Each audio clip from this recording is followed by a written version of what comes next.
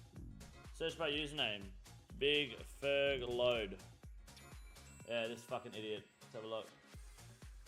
Oh, nice. Very staunch. Very good.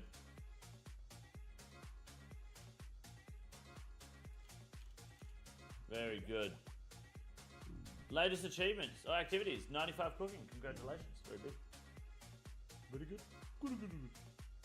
Next, I need a comparison one. Longest head. Yama leaderboard. Oh, cool. They got leaderboards. Yamna. Who the fuck's this idiot? Oh, he's got the pet. Oh, we're gonna do that. So how do I find my profile again now? I just have to do it like through this, yeah? The legend of Studio 54 has a life of its own. I wonder Excuse me. How much experience to 99 farming? 300k. So probably like 2 months. Hey King, did uncheck out the Toon profile plugin? Oh no, I don't do that. I like this, is very cool. Yeah. Is that a problem? Misso's cooking dinner. It smells fucking good, boys. I'll tell you what. I wish you could smell it. I'm smelling. Twitch Life. With chocolate. What? With chocolate.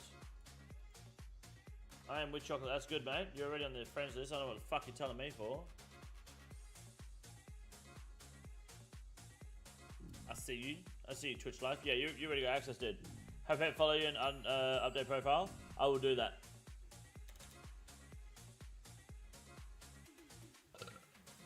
Now, remember for a moment that the terrific music you hear here was brand new back in those days, and the dance floor would scream with delight as the new Donna Summer Barbra Streisand duet was debuted. When something brand new like I Love the Nightlife, The Boss. How did you do the emote in room profile? You just got to be good, mate. You got to be good like me. I can't help you with that, Ramigo, because you're just not as good as me.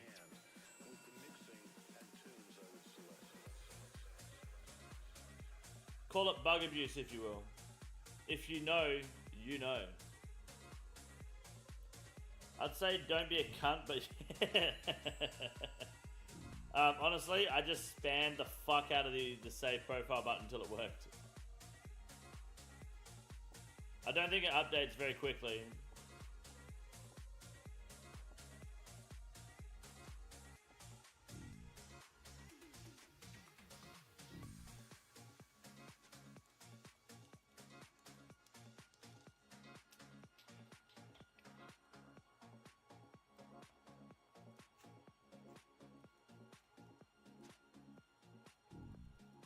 And watching all those iconic lighting effects from the booth was a trip. The moon with the Coke spoon. Getting it fucking done. Spencer, welcome back to the membership. Thank you, brother. I appreciate that. Thank you, sir. Thank you, sir. Favorite was the sunburst with the police beacons for eyes. Thank you. It was like idol worship. And when the shiny Mylar streamers would drop to the floor, a few lucky people would grab hold of one and play with it to everyone's delight. And oh yes, don't forget the confetti cannons. Just them being a person, yeah, congratulations. Thanks for becoming one of those guys.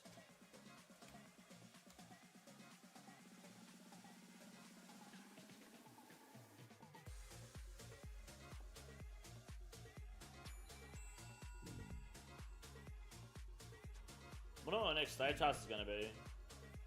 Should I keep doing Kona? I should. I've got to go for the Imbued Heart. I've got to do it. I've got to do it. Dragon Ladies, good morning. Good to see you, sir.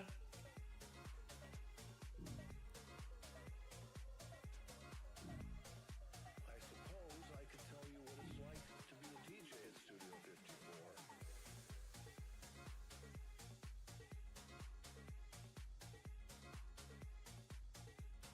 Check my now special for flyback. Oh no, I accidentally updated my play model. Oh no. Okay, that's kind of badass. I fuck with that play model. I ain't gonna lie. Mid execution of bear. Okay, I fuck with it. I fuck with it.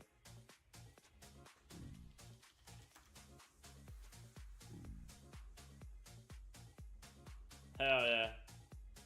You just need a hand egg, dude. Very nice. I like that. Flyback would love it. Spencer, thank you for the 3 months. I appreciate that. Thank you. What Konar for hunt? No, I didn't mean Konar. I meant Duradel. Sorry, I just did a Konar task. Yeah, Duradel. My apologies. The hypermobile drinker emote is also good for the site. Oh, I bet it is actually. You can't. Oh, you can loot the hypermobile drinker. Huge.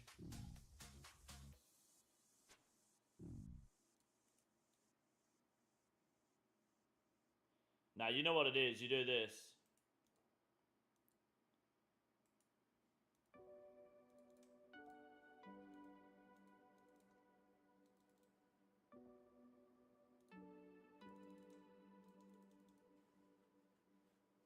Hold on, wait for it.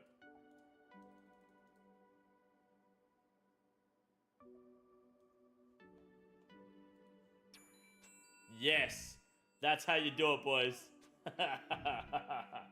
Tell me that's not the best fucking profile. The old fucking dick grab, dude. You ain't getting a better fucking shot than that.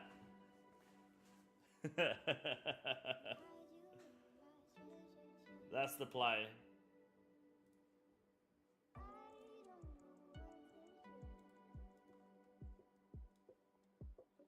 Right there. Boom.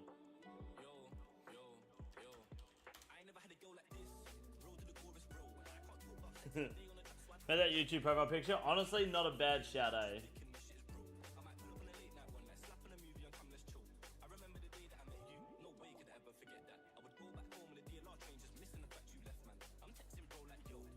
No one consistently misrepresents data when it suits his opinion. He does, that's true. Why do you say that?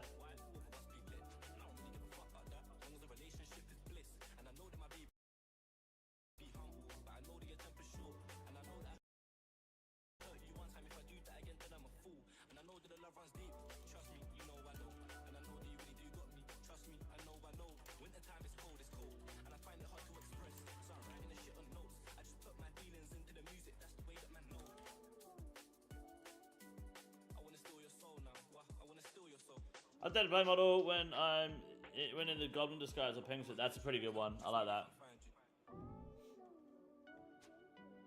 I'm good today, Kish. Thank you. How are you, mate?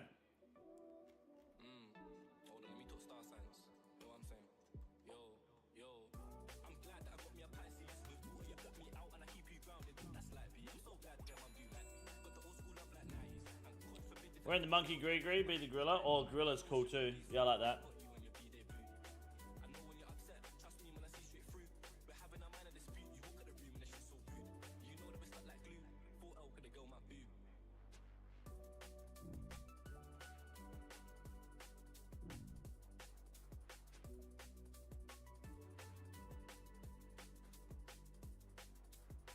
Mid-def with one of the league animations will go, that could be pretty good, yeah. I like that. I wonder if like you're getting hit, like if you're getting punched by bandits, will it show the fist? No, it won't do that, will it? It's not a snapshot.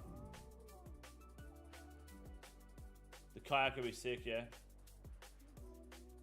Why do you say that, Julian? What data was misrepresented this time? You know me, I've got to gobble that shit up. Mid HP cape mode? Yes, that's good.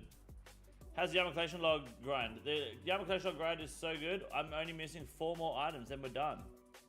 It's awesome. Check it out. Look, we're only missing the pet and every piece of fucking oak plate. Want to show me swinging the stuff? It should do, yes. Absolutely, yep. As long as you press it at the right time, it will. It had me shooting the crossbow. Horn's good. I think the horn is great. It's a sleeper fucking item. I fuck with the horn.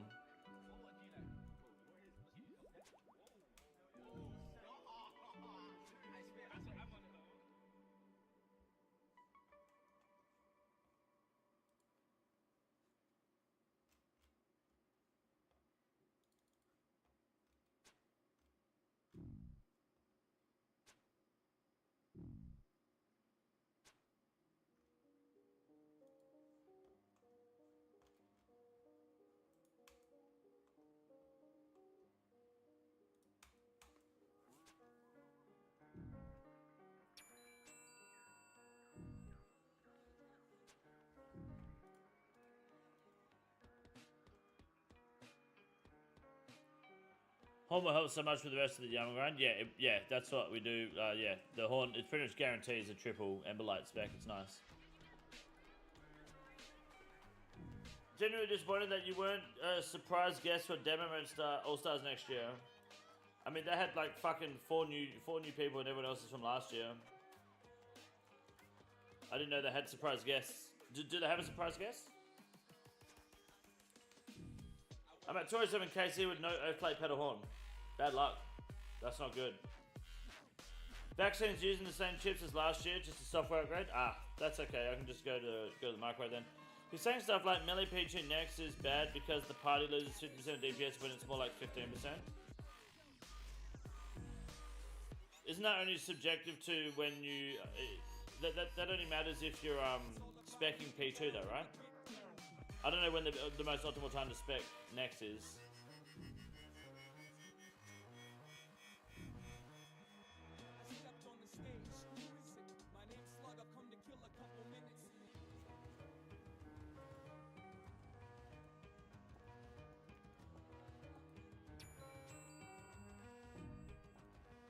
During blood phase, yeah, right, because he heals in blood phase, yeah? Sparmac, Eviscape, don't know who else. Was Eviscape not in it last year? Need to get through blood phase as fast as possible because she heals, yeah. Yeah, that makes sense. Main is 20, 22 total, it's worth maxing before starting at 9, fair enough. I would have imagined that that melee P2 Next would have been better then. Anyways.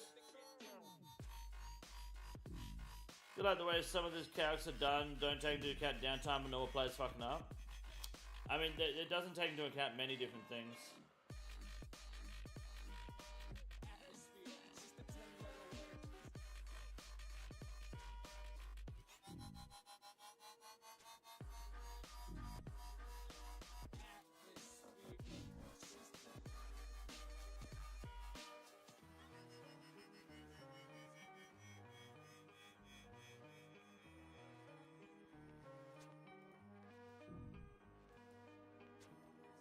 Can confirm attacks against you show a profile. Wait, really? Hold on. What's your which one? Only hams?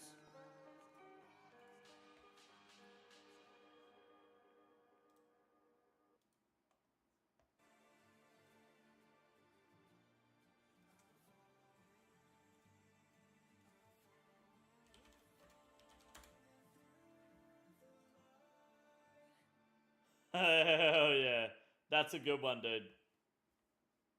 That's a fucking sick one. Where to join? Exclamation mark mass. Follow the prompts, don't break the rules. Milling is better in all cases except when you're brewed down. Crossbow is better. Yeah, crossbow is better when brewed down because the accuracy and damage don't matter. Beppy Max, what's Beppy Max got?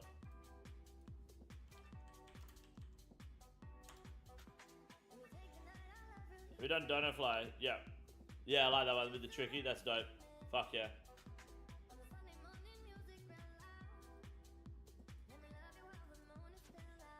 Should get one with the big fireball on Yama P2 with the big boulder on your head. I wonder if that would work.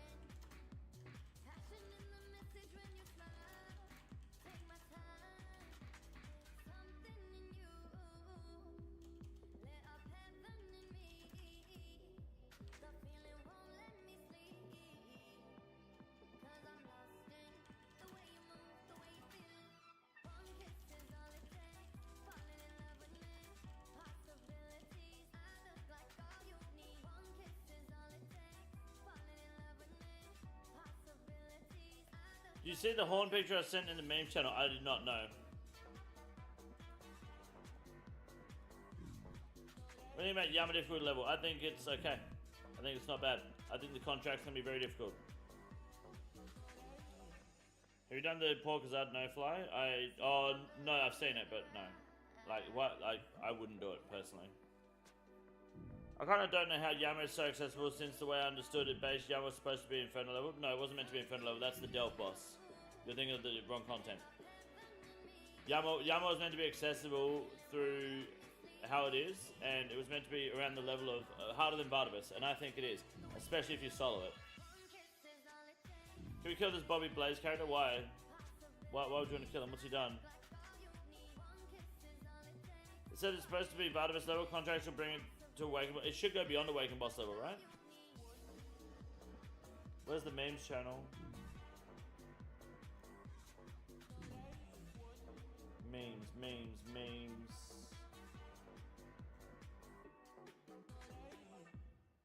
Where the fuck is memes on this thing? There.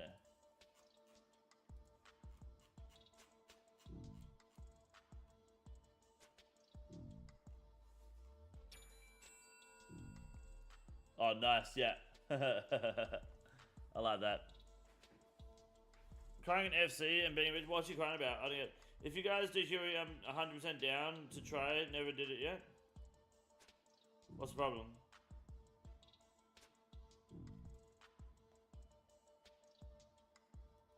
Yeah, it's supposed to be endgame for duos, but now it seems any kid can game duo can do it.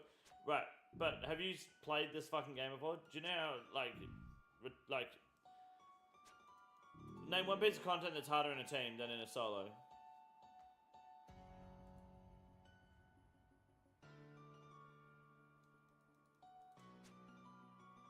Current rating contracts have the Awakened D2 level difficult. You reckon they'll be the hardest one? Can't a piece of the 0.5% as a whole content release? No, they can't. Look, Yama has a one-hit mechanic. Yama hits very fucking hard. Yama, if you don't do certain strategies, will obliterate you. Yama, if you don't have purging staff and other specific high-end gear, or at least expensive gear that you require high levels to wield, is very difficult to do. Yama solo is harder than Fasani's Nightmare in my opinion. That's an endgame boss to me. This is a duo boss, so it should have been harder, even to do in duo scale, to the point where solo should be very, very hard to do. I think it is like, the thing is, if your teammate doesn't do what he's meant to do, you'll die in Yama, right?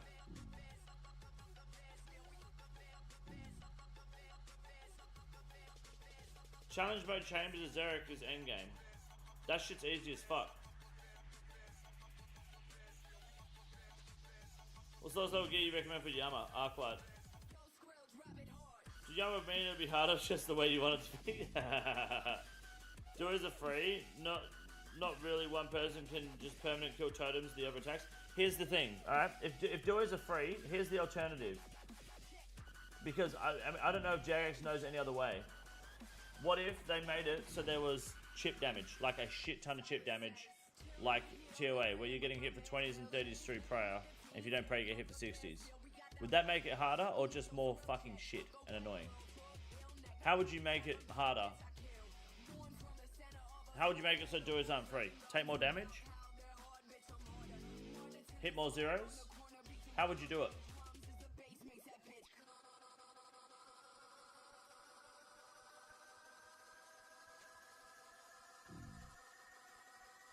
More one-shot mechanics, so a little lag is more fun, more spice.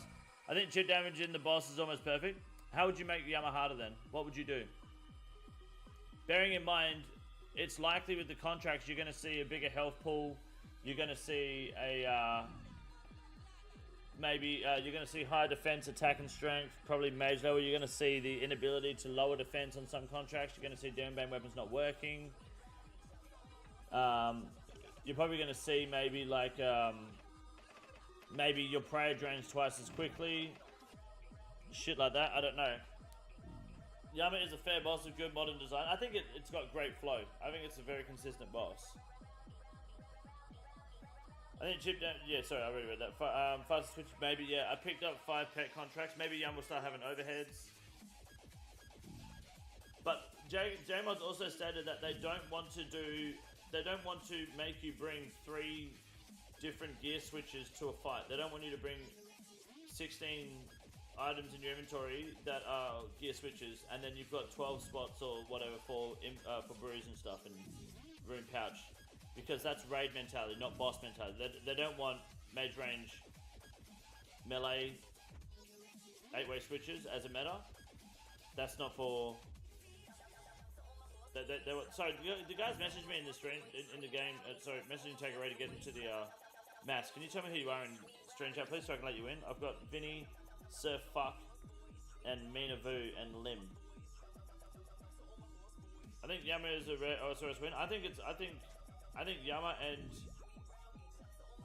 and Raw Titans have both done the same thing, and I think what they've done is they've achieved the ability to make the boss soloable at a more difficult rate, or you do it with a duo, and it is more consistent, it's more fun, it's more profitable, less punishing, but also if you don't pay attention, you'll get creamed, right? Like, if your teammate's not fucking paying attention and they don't step on the staff for you, the pentagram, you're gonna get fucking smacked. The contract version will be good if it's, but it's dumb that it's solo when this is a duo boss. Right, but hear me out. Hear me out. Solo Yama is easily 2-3 times as hard as duo Yama, right? Yeah, get Macca's, Johnny. Fuck it. Go, Robert. Get it. Right?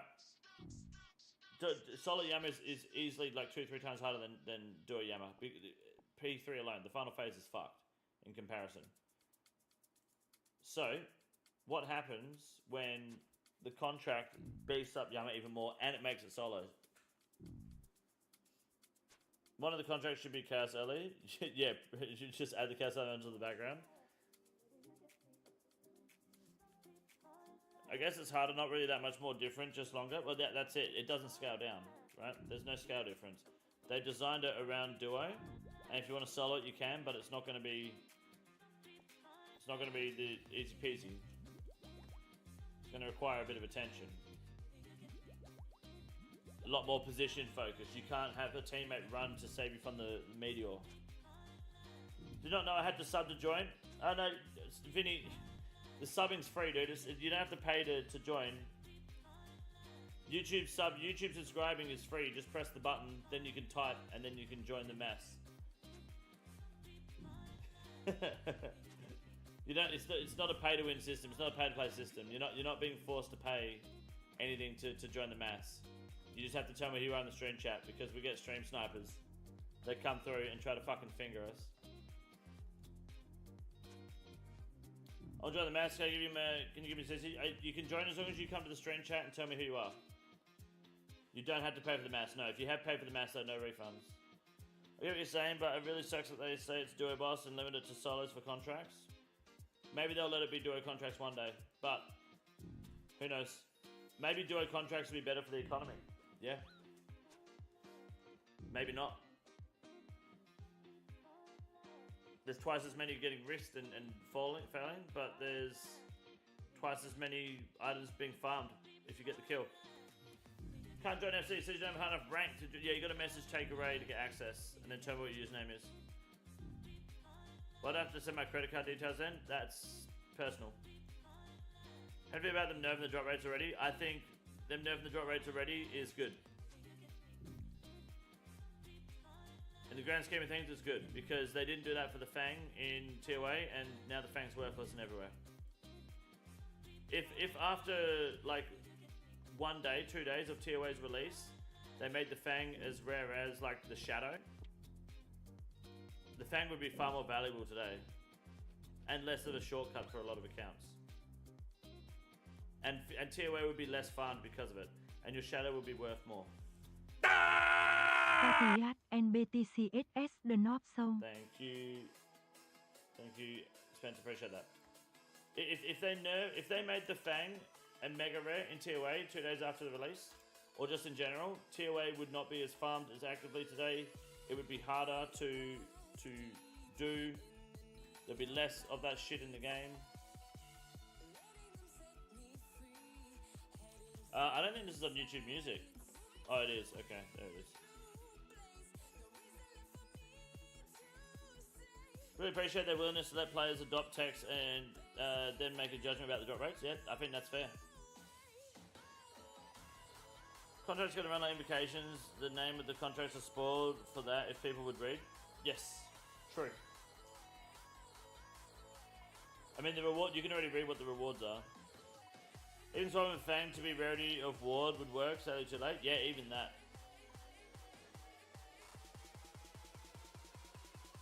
I play really best in slot over Torva now in many places. I think Torva helmet and then Oathplate body legs, yes. Until that only applies until there's a new. We need to get one more strength bonus over the Delve boss boots that are coming in 2 months. Vinny from Mass, first time joiner. Vinny, got you. There you go. Thank you for sending the message. I appreciate it. You should be able to join in 60 seconds. Make sure you don't bring ruby bolts or you will die. You should kill Chaos earlier, then you get the pet. Alright. I will do that. But not right now.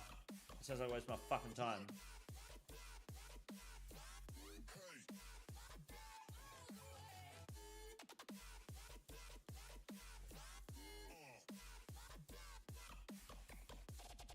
Sir Fuck, yeah, as well, got you, yeah, Sir Fuck, yeah. It's just Mina Vu, who I'm waiting for them to kind of let me know what's going on.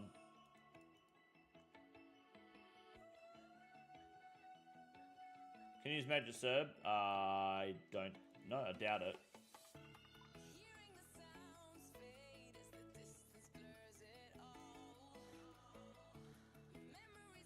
Lim in the Mass, first time please. Lim, yeah, have you flicked me a message? You should, I think I recommend your name. Yep, Lim got you, yep. There you go. Beautiful. Mina Vu want to join. Dong Yang. Đó này mà, ở bồi ở xôi hơi chua sang á bing chilling. Right, the Scorching Bow for Emberlight. Good choice, to be honest.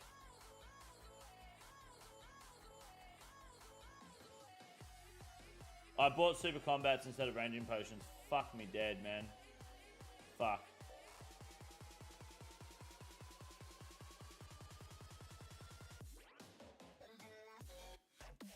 Ah, well.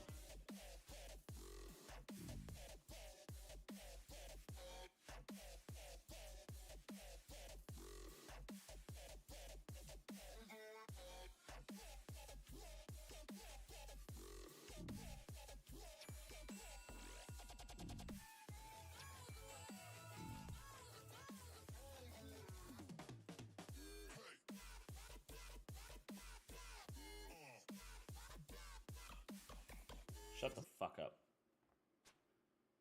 When I first left Tutorial Island and came to this world, I'd one day be immortalized, and I had nothing more than a wooden shield, a sword. What the fuck is this, Spencer? Get a pot and some more runes, logs, and net. A tinder box that, of course, was 25 coins, but boy, that I want some more. And buy more. I'm missing max cash stacks, cause I was poor, and I can't. The riches.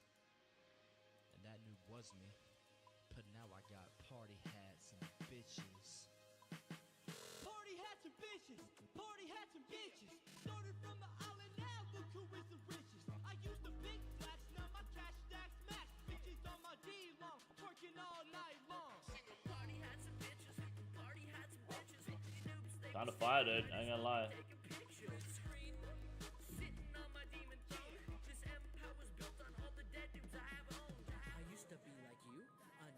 Oh, Fast Comer, I just fucking deleted you accidentally, dude. I hope you're not in here. If you see Fast Comer go red, don't kill him. He may have logged out though, I'm not sure. You have to re-message and rejoin. I think I can re-add you, hold on.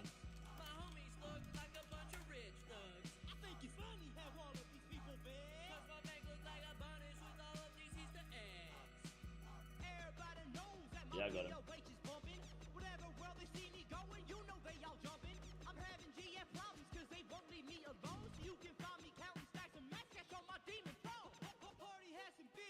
Party hats and bitches. These noobs at the GE begging, they ain't that ambitious. You trying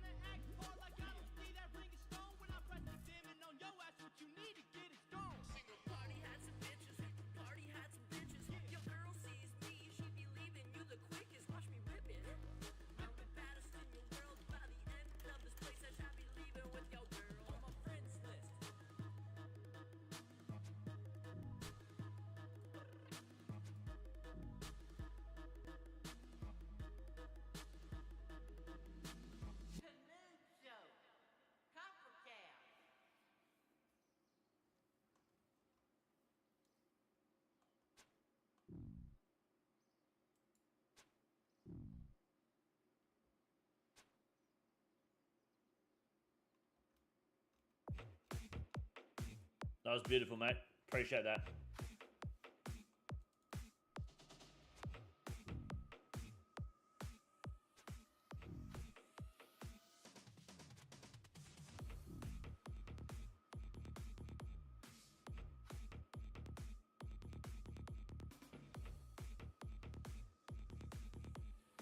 Dude, what the fuck is John Jones doing, eh?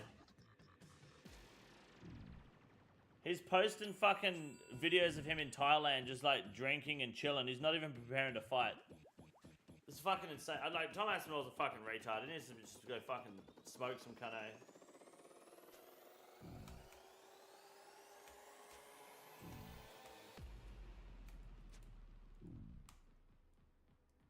Ridiculous. Don't need to train. He's not selling the fight. You don't reckon John Jones needs to train? He needs to do more coke. I think what he needs to do is, yeah, not be drinking because he'll just run his wife over again. CC, explain smart maths. How much Yama show contribution on kill? I mean, if you get a bigger quantity than your teammate, or if you look at the quantities and your quantity is above half, then you did better. What he needs to do is be stripped from his title. Yeah, it's crazy they stripped Islam before they stripped him.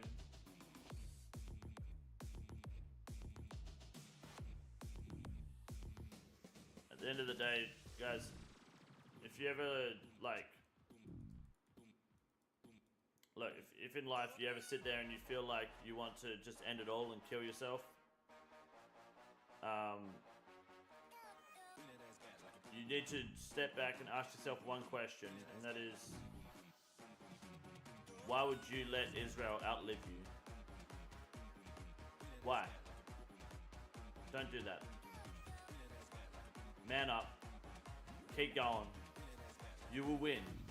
Just hold on. It's easy. It's an easy dub. Don't let that happen. That's coward shit. John Jones and Dana White and Dana's wife versus Dana White and John Jones' wife in entertainment. That'd be good. Life lessons, good life lessons. It's actually a great question to ask. It is. Like Adesanya or the country?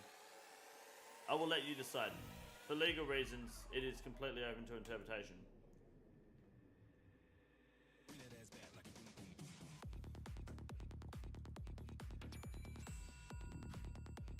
Mental Mondays is there.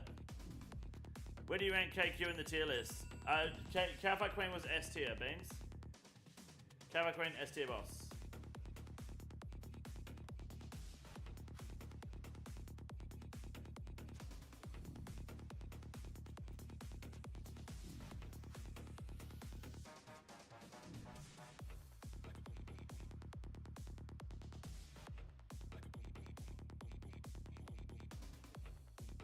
They're busy using John Jones' nutsack as goggles to see what's going on in the heavyweight division. It's fucking insane, eh?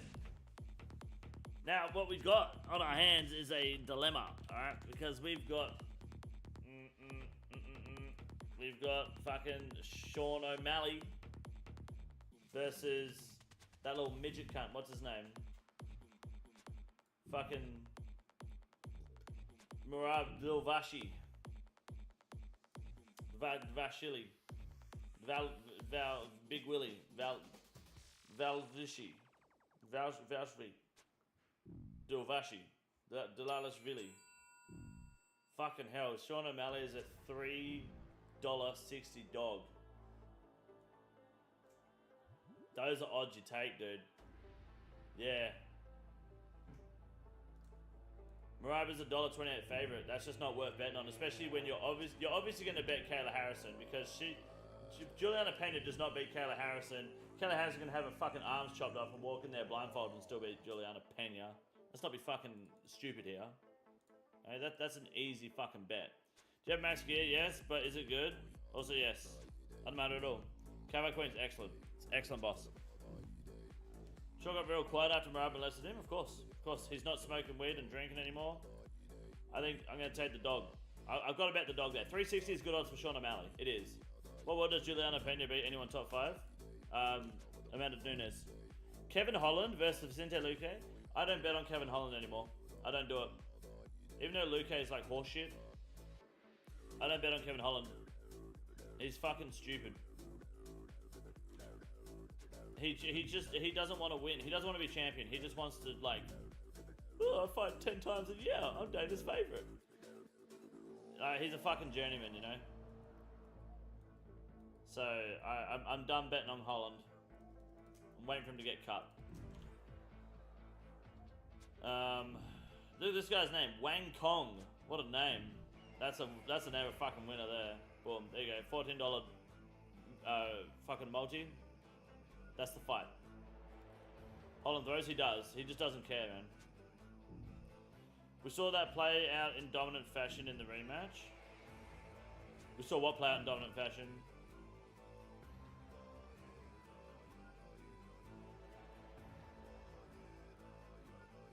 Must be a little gatekeeper. Yeah, but he's just getting fucking thrown around. Oh, right. You mean the Juliana Pena? Yeah, that's true. Kelly's setting up that Nunes fight. Yeah, definitely. Nunes will come back if Harrison wins. So that's. I'm gonna take that bet slip there. I'm gonna put $100 on it, just to get $14 back. Put 10 on for me. All right, done. Stuck in Seattle traffic. That sounds good.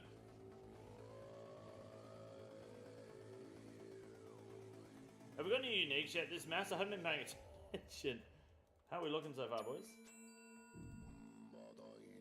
Fergus, how late are you up tonight for Yama stuff? For Yamna?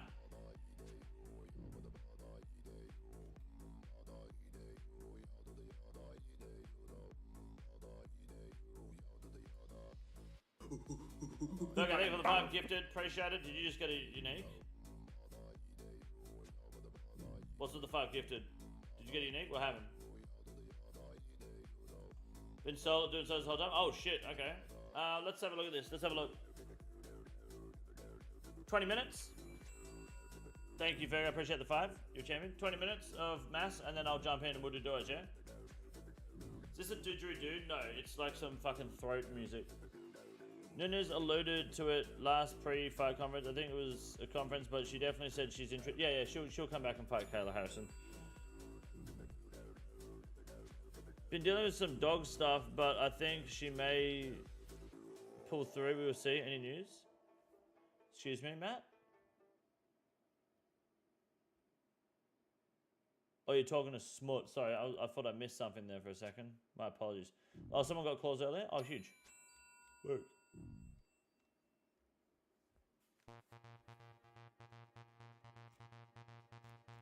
Traffic is horseshit? Yeah. Seattle traffic's the worst. I fucking hate it, man. I'm always stuck in Seattle traffic. 2 seconds.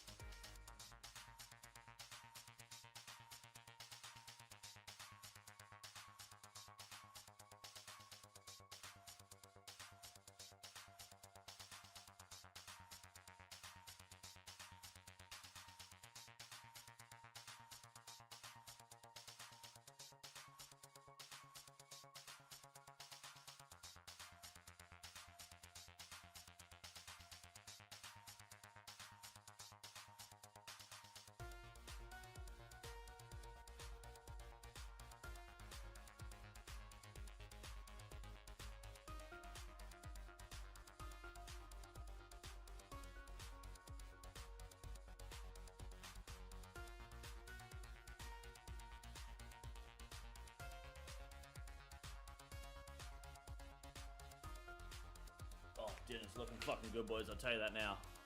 Hoo-wee. No, not many PKs again today. What's going on, eh? Do you reckon we fucking scared them off? Once again, like, well, I mean, I would say not really once again, but we've reclaimed the wilderness.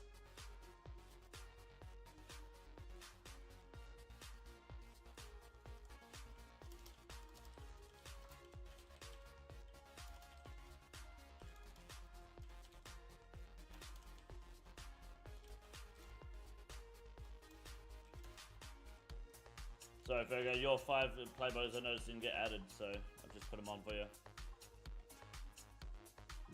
What? Vit been real quiet lately? We win? Very easy.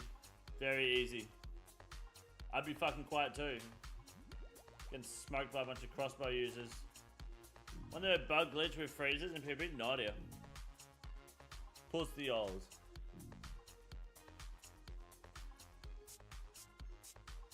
Oh, it's your dog, Matt? That's unfortunate, man. I'm sorry to hear that. I hope she's okay.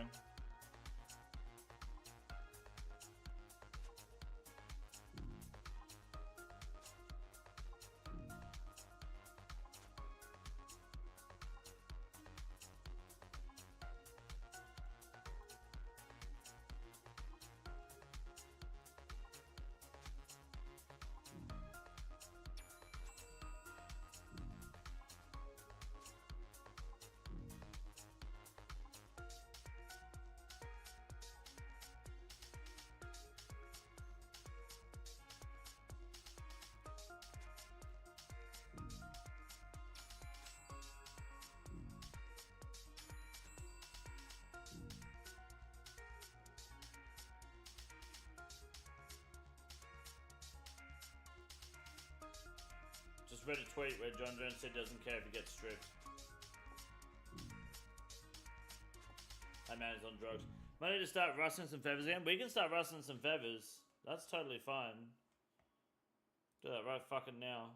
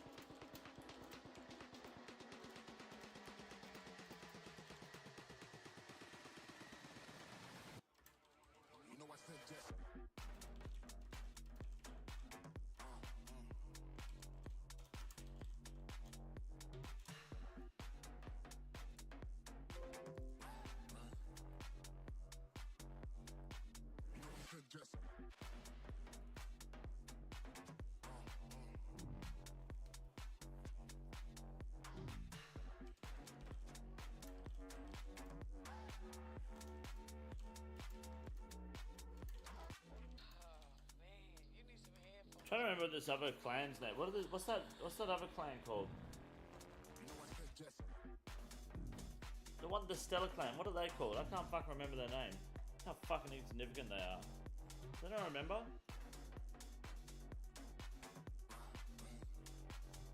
Are you? No, not them.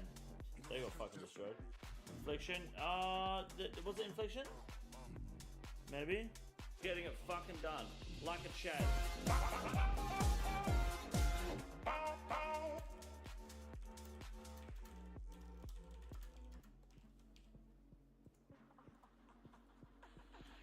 APC, that's another one, yeah.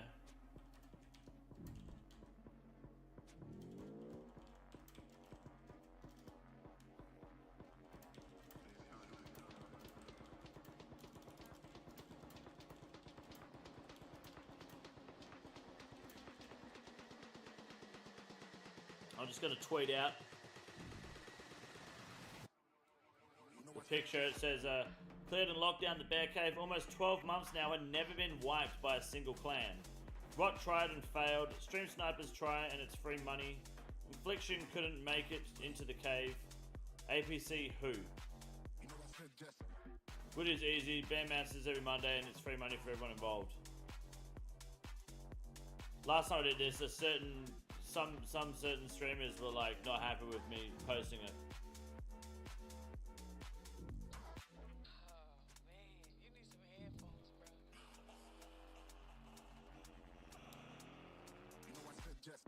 But they were just gay, yeah, that's true. The model range capes and put Volkov head on one. Yeah, the hat does nothing, but you just need one head and all range capes are buffed. It's kind of busted. Yeah, Bear's busy, dude.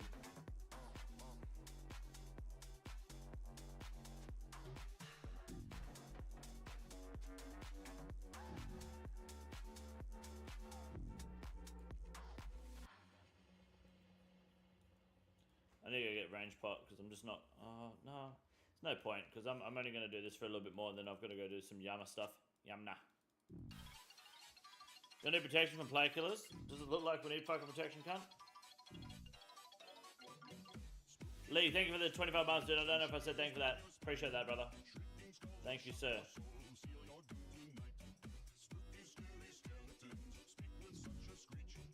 No worries, Kunkus. Good luck, man. Need to do World Elite after this. No one kill me, please. I'll do my best. I've been, I've finished painting the bumper, guys, and I've now been working on sanding it back. Oh, I've been naughty, by the way. I may or may not have put the Valiant on the Facebook Marketplace to try and sell it. Alright, may or may not have. Because there was a really nice car that I was like, oh, I could buy that if I sell the Valiant. Alright, hear me out. It's a 1989 Chevrolet Corvette.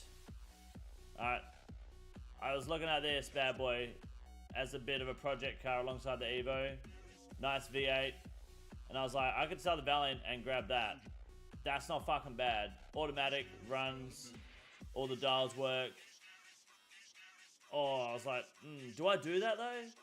So I've just put it up there for some feelers. Yeah, 25k Australia, yeah. Yeah. Left-hand drive too, so American import.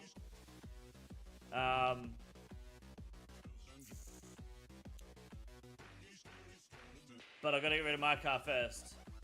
That's the only thing.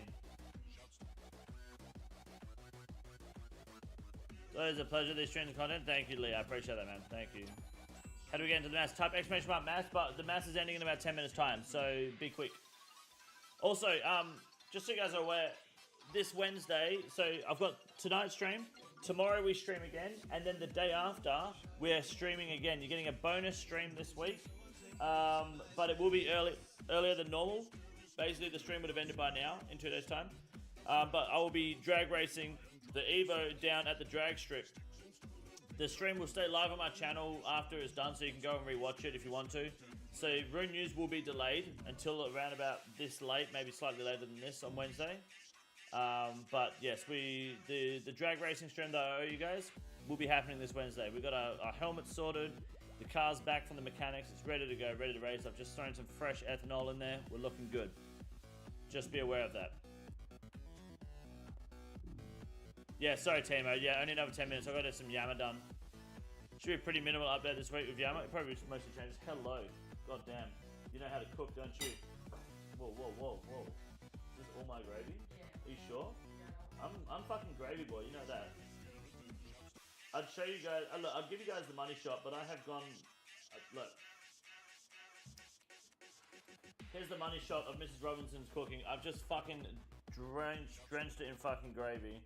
We've got cauliflower, cheese, we've got roasted carrots, we've got steak with fried, I think, like caramelized onions and bacon on top.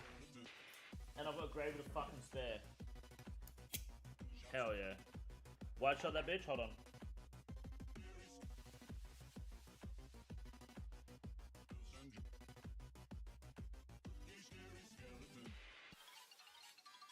Yeah, that's happening.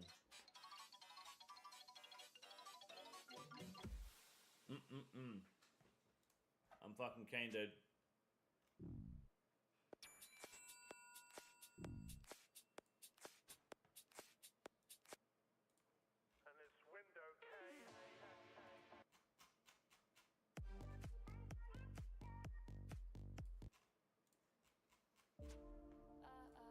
just running through my playlist, boys. Oh, gloppy basslines to get wobbly.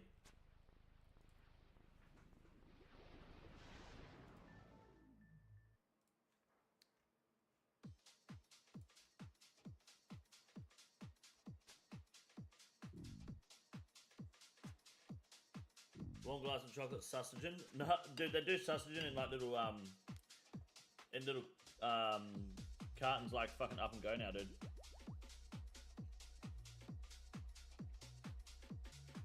Think they're gonna ban spec pots and PvP. I feel like they added a tick delay to your next attack and it would instantly fix it without nerfing it for PvM. I don't know, to be honest.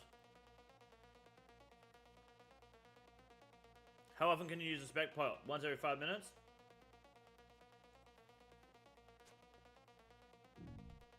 Oh yeah, Base, what was your song? Can you send it to me again?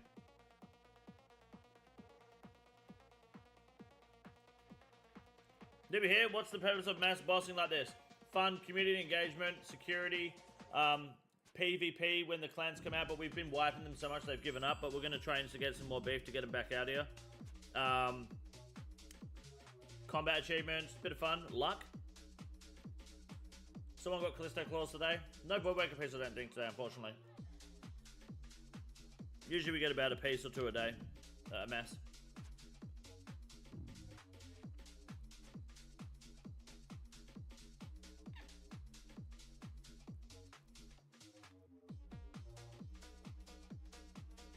Probably, Munzie, probably. I reckon keep it in the woody, but remove from Bounty Hunter and PvP worlds. What's so fun is pretty broken when you can't pray from it. Yeah. I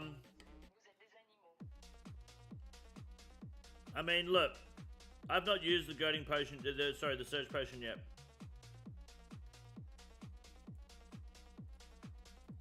But from what I've heard, it's pretty strong. But maybe this puts, I think what Jagex needs to look at doing now.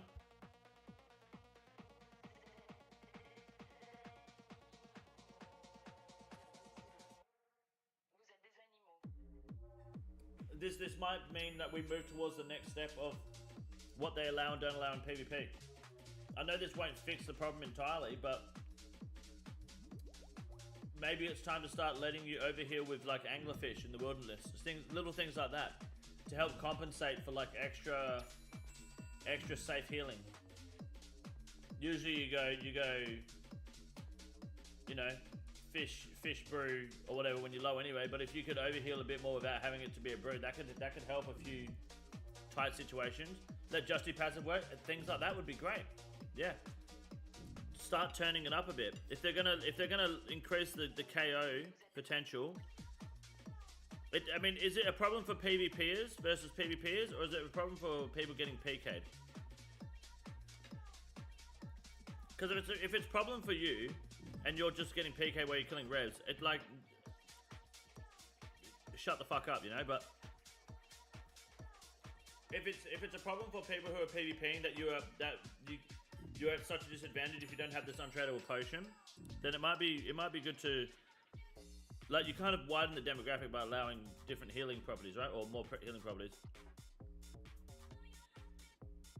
Blowpipe, tridents. I mean, why not? Why not let tridents work? Why the fuck wouldn't you?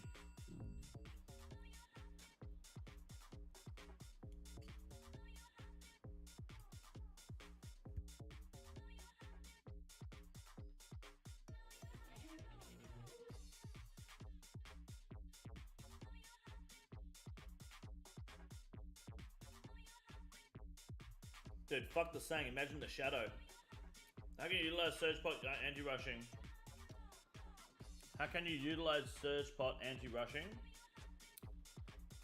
DDS into Voidwaker Gmail. I think you just DDS into double Gmail, right? Add me, King. I ain't adding shit. Unless you're trying to get in on the mass, then just message me in game. Let's Velvet resize work in Woody. It does work now. I think they enabled that quite a while ago. In this CC mass.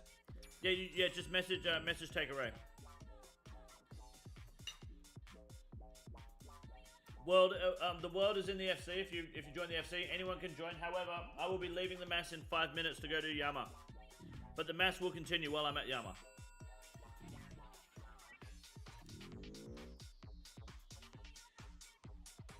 Certain combos are 2 OP that can be unsurvivable no matter what you do. You can 1 tick at 140, yeah, Debo and Gmaul, yeah. And it's 2 tick, 2 DDS double Gmaul is 2 tick like 200 damage, right?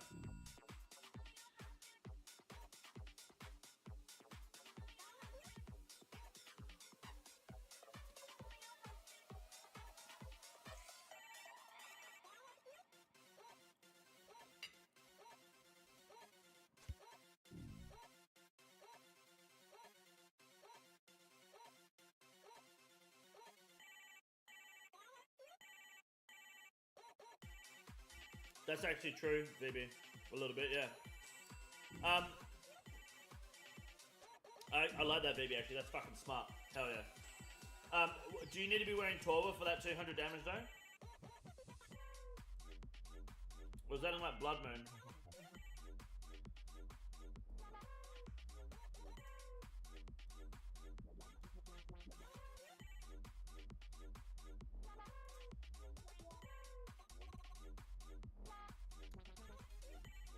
I got you, based.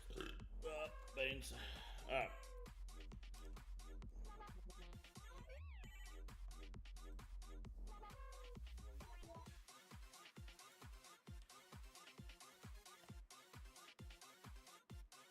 That's it, max, but still a reasonable gear. You can, like if you're in Blood Moon, you can still hit a 180. That's pretty big.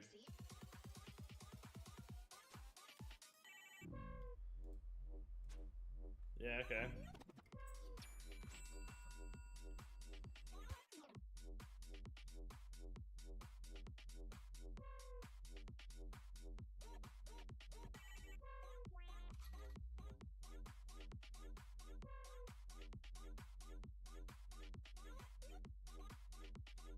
Maybe they make it so you can't drink the surging potion within like two or three game ticks of using a special attack.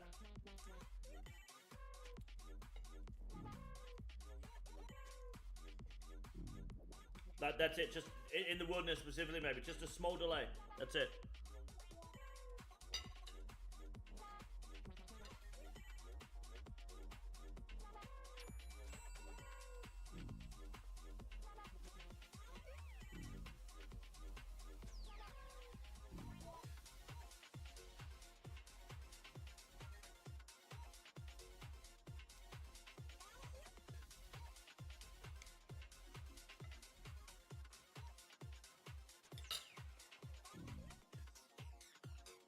In Cairo, I got you, dude.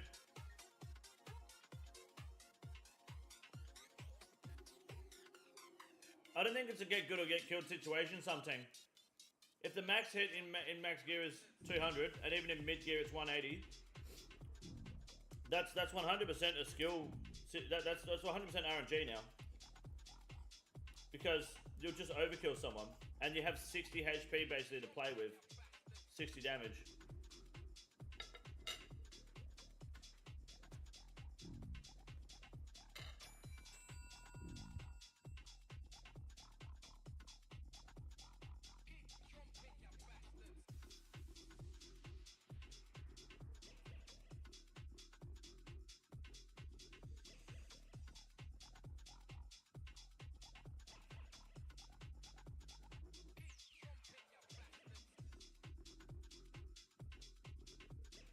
What about this? What if they made the Surge Potion Divine? Why not a manual Corvette?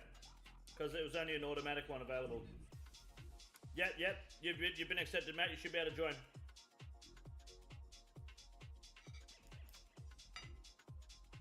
So you take 10 damage when you drink the Surge Potion.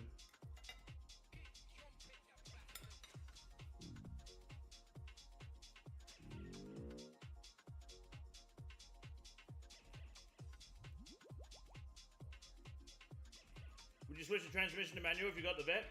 Nah, I'll keep it auto. I don't think I'd switch to manual. I don't think so, no.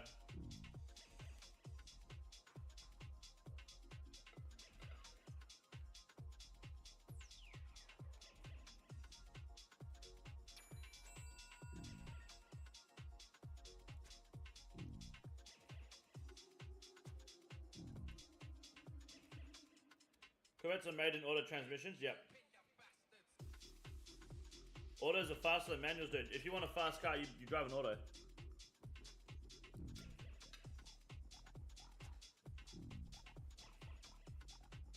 The daily car is the Misso's car, mate.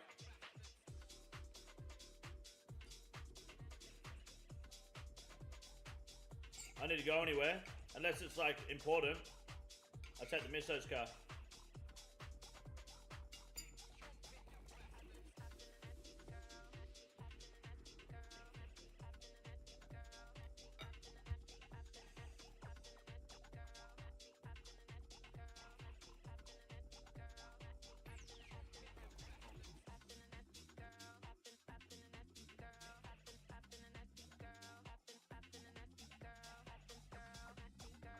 Tell you what, Mrs. Robinson knows how to motherfucking cook.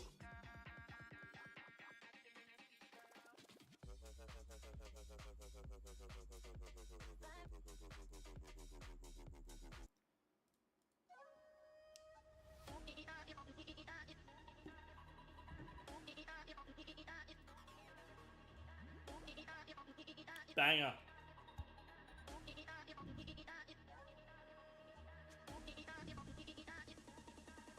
Already know this is a banger, dude.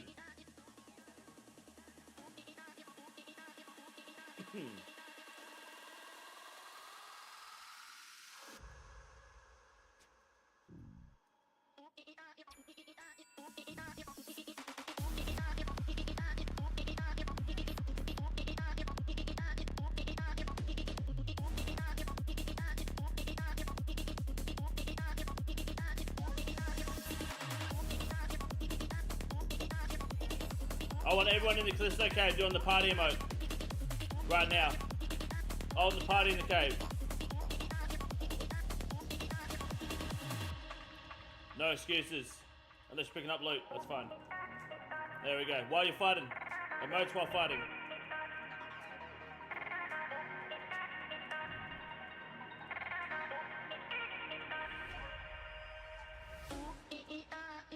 If you're not party emoting, you are primary target. We will start team killing. That's toxic. Is it L98 or an 89? It's an 89 Corvette. 1989. I mean, it's just what I'm eyeing up.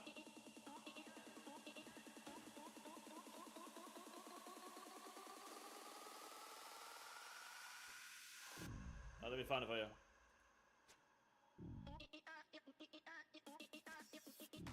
'99 Chevrolet Corvette.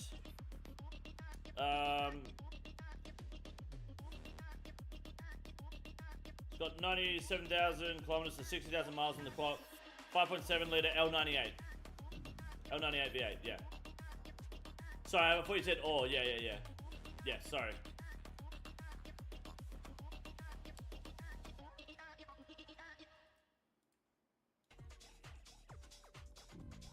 Which is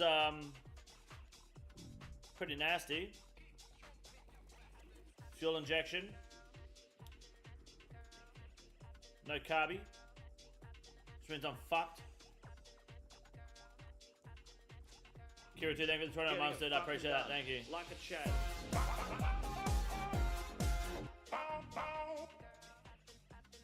It's on Spotify too if anyone wants the links. Hell yeah. Is it too late, John? It is, because I'm going to be leaving the mass as soon as I get one more kill in my name. Then I'll be done. Mass Krabe 1. You can join. This time next week we'll be doing another mass. I just need one more drop in my name. Chief, please thank you for the 7 months, man. Appreciate that. Good luck on Bobo Peace. Smoke Cloud Julian, what's happening, brother? Good to see you.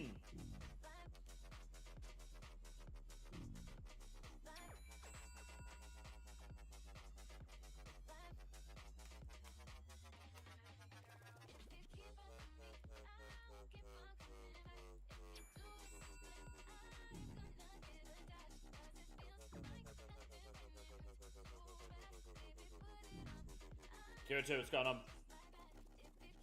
I need one more kill in my name, that's it. Just one. Who the fuck is that?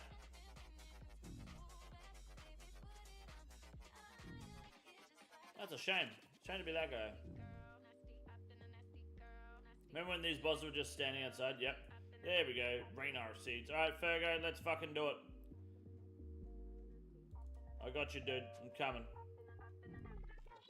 One more kill for the road. One more for the road. Got new cards again? Nice, what'd you get? Really, the issue with those pre-1990 American Muscle cards is the CHP is so much higher than world horsepower because it was bigger engine, better for so long in the US. Yeah, they didn't care about what the numbers were, right? It was just big engine. But that's fine, like, I'm not buying it. I've got an Evo. If I want power, I'll push out the Evo, you know? The only thing I wanted when I got the Valiant was I wanted a V8 and I couldn't get one. Kia, talking about Kia K4 LXS. Let me have a look at that bullshit. Kia K4 LXS. Oh, very nice. Very naughty. I see, I see. That's a nasty fucking car, mate. Very good. Kids won't be late to school, I'll tell you that. 1994 Mustang Boss 429. I had a 65 Mustang. They had a 3... Alright, one more. 18, 20. 20 and 20, let's go. Had a 398? 389? I can't remember the number. I don't fucking know the numbers, dude.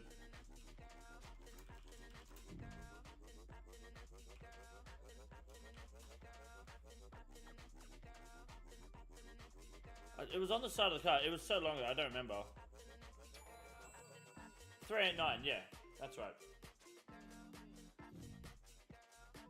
I have a Cupra. Formenta. Does the job. Best thing I can say. That's good. Alright, boys. That's me done. I'm Audi 5000. Thank you very much for the Callisto Mass. I'm going to go to Yama and pull an oath plate piece right in front of Fergo. Big Fergalicious.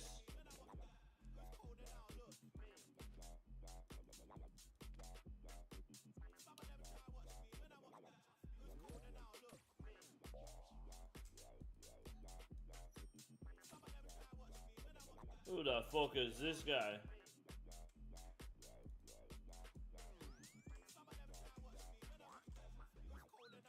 Hold on.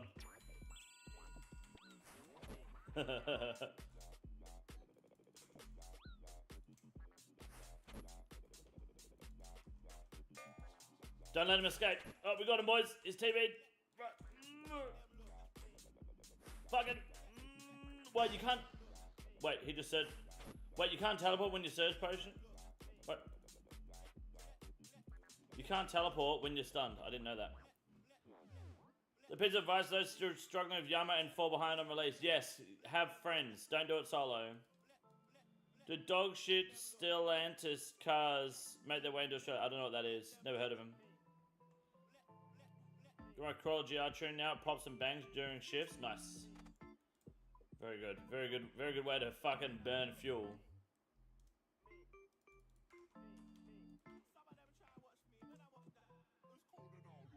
Why are there so many people on my fucking friends list, cunt? Oh my god.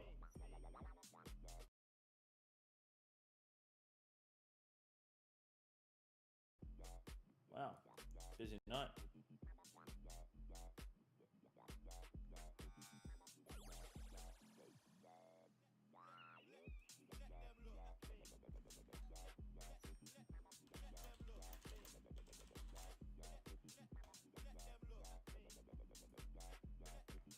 Can't wait for the Evo. Yeah, this Wednesday, dude. If you miss it, I'll be under. I'll leave it live on the channel for you to be able to watch after. Yeah, waiting. Cool, cool, cool.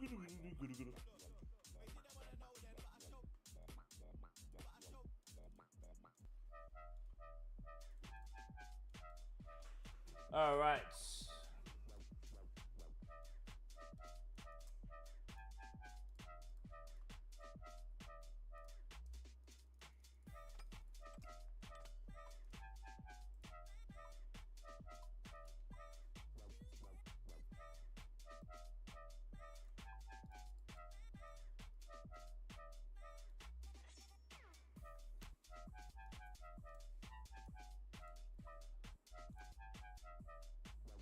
We need some sort of oath plate tonight.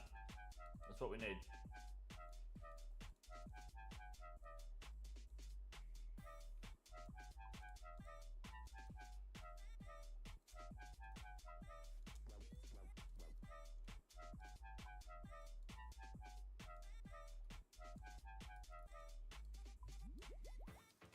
Good luck.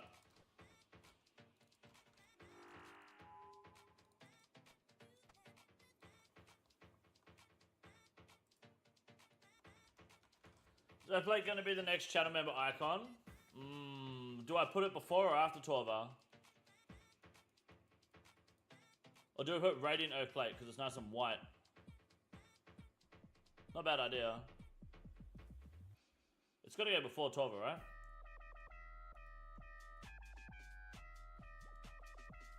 Do both. Anyone on Torva, anyone on Blood Torva, which is no one, it'll be RS soon, I think.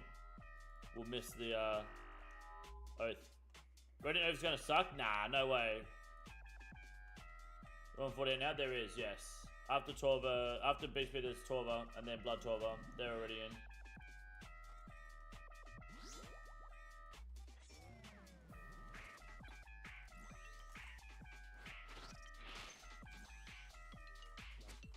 Big boy.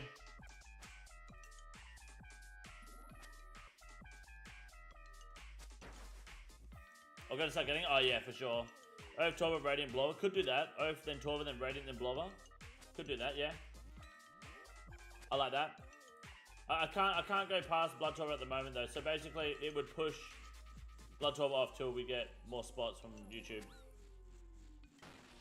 Max plating having Yama is 2. You think JX should allow limited autoing since everyone who plays is Getting it fucking done. Like a 32 chat. and doesn't have 150 hours a week? What do you mean by limited autoing? What does that mean? A YouTube thing? It's a YouTube thing. A chat. Wait. I think it's a YouTube thing. Yeah.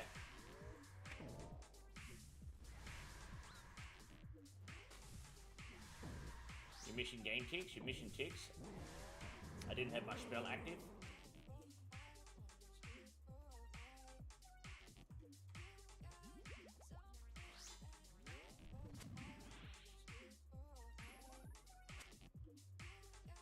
Does you sanction botting for unreal unfun shit?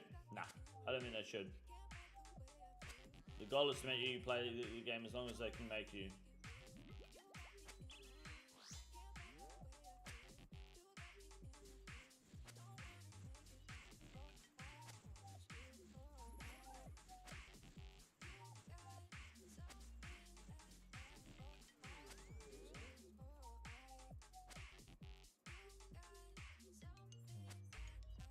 Casey Yama, I'm glad to find out, I guess. I want to say 170 something, maybe 180.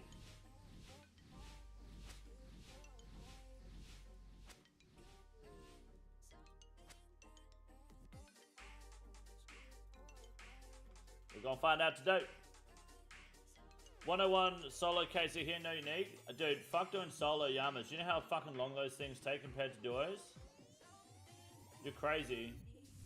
You gotta put down the fucking greed.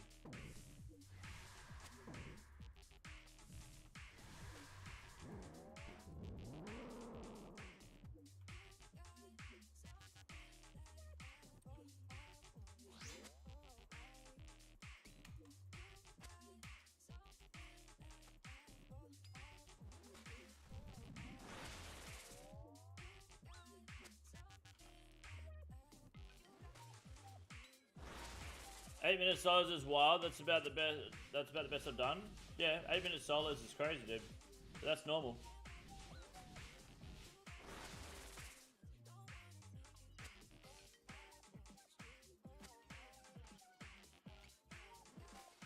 Yeah, 6-minute solo. That's still so long, man. You'll be able to do half that time with a teammate, and you'll use way less resources, like fuck tons less.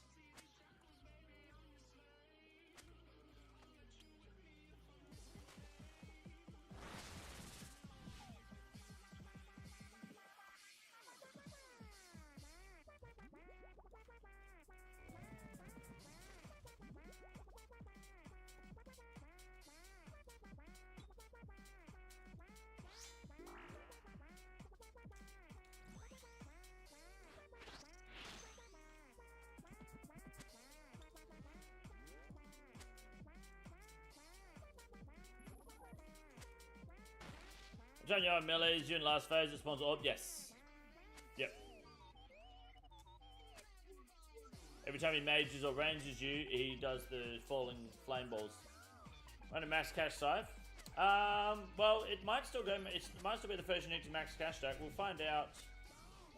I guess when contracts come out, if there's contracts, look, I'm willing to bet that the guaranteed Oathplate piece is going to be, if not the hardest, one of the hardest contracts to do. They're going to be worth 90 mil. They're worth 90 mil each at the moment, and it wouldn't surprise me if it's like no Demon Bane weapons. Like Yama is immune to Demon Bane or reduced Demon Bane, because that would put, guess what? The Scythe back at best in slot, and likely the best way to do contracts and farm and get guaranteed drops of money. I reckon that's what they will do, for sure. That makes sense in my mind. Considering it's 120% Demon Bane damage right now, the contract's gonna turn that shit the fuck down. Absolutely.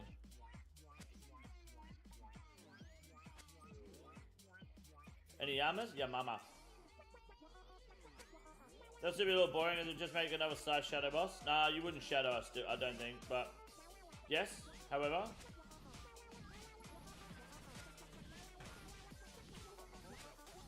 that's kind of okay for the proper endgame awakened version, right? Absolute best in slot for the absolute best in slot. Have to own max cash to farm max cash, pretty much, yep.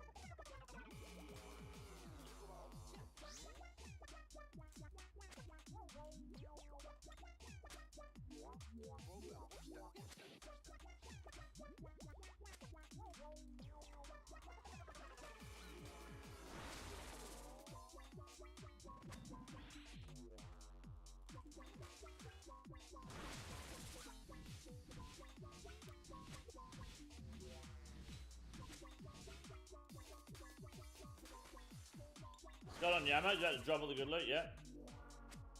Get the smart going too. Just between hits.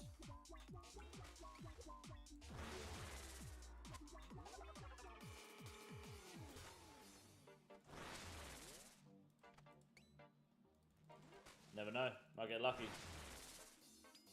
Geoferga, don't Geoferga, he's got all the luck he needs already. Oh, shit. Nice.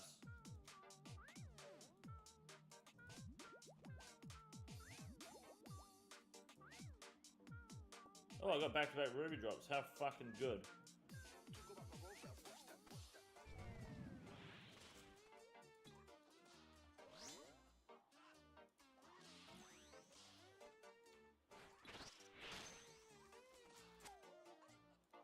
Song sounds goopy. It does say, it is called Glorpy Baselines for Getting Wobbly. So it's a bit of a mix. It's hard for me to go through and pick specific songs. Once some requests come in, it shuffles my shit up. It's not hard, I just have to like scroll through again, because for some reason it won't load my entire playlist. I have to like go through and fucking manually load it. It's really stupid. That's a good descriptor, to be honest. Yeah, if you're getting wobbly, then you're fucking good, you know? Well, it shows a lot of red shit. It does, yeah.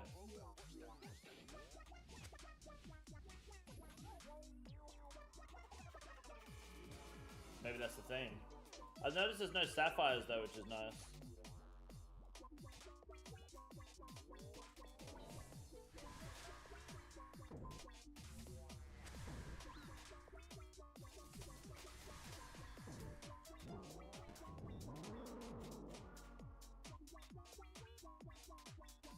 I do got the bangers, it's true.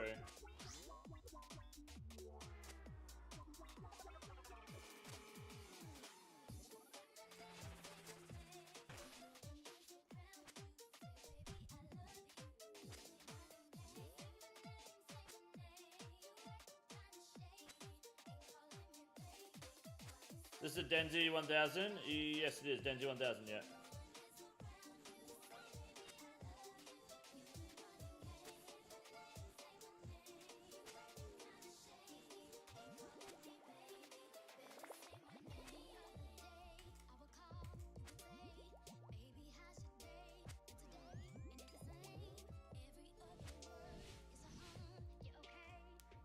What I heard, Dagonoth. Excuse me, sorry. I tried to sneeze. Sorry, I tried to I tried to mute the mic before I sneezed. I just didn't get to the mic in time. I'm sorry. I try my best to, but I do apologize. How do you like to eat your chicken? Medium good, usually. Not many restaurants do it like that.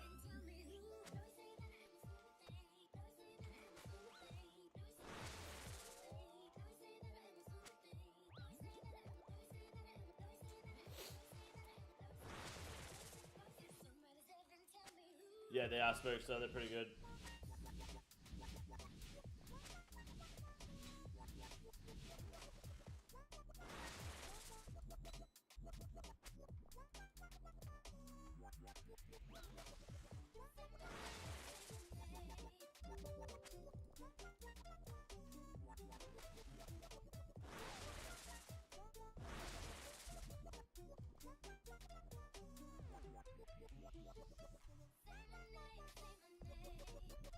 Let's play shards.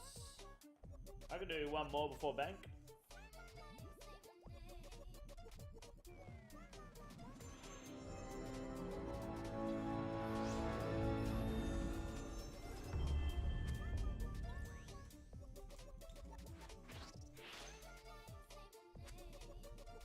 This isn't bear? Oh, you missed the bear, mate. Oh, I didn't get a new Slayer task. Yama doesn't count as a Slayer monster, does he?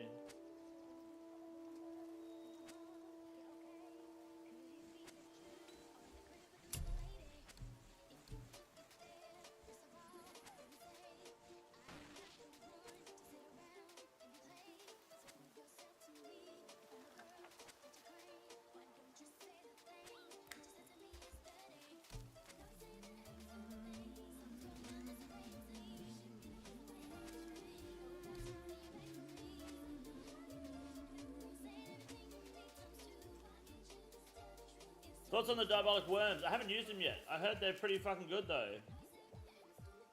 Good for fish and anglers, eh?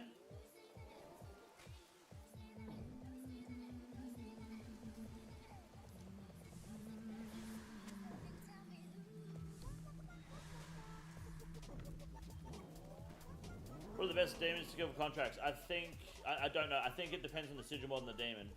So I don't know.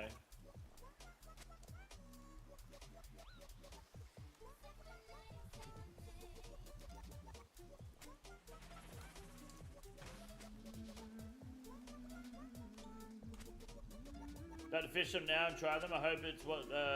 Let's hope it's what people say. Well, they're meant to be 40%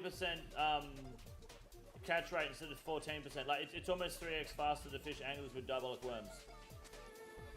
So how do they work though? Is it one worm per one fish? And if you use a worm, you catch your next fish one game tick faster, right?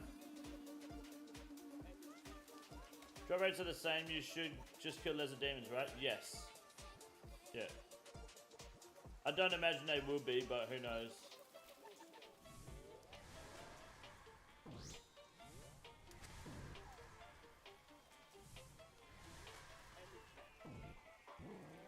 You missed a game tick? You missed a game tick? Good luck. 1 for 1, less XP. Less XP? Why do you get less XP? Really? Already caught 20? Big. Hell yeah. I guess it makes sense, so it's not, it doesn't become a meta.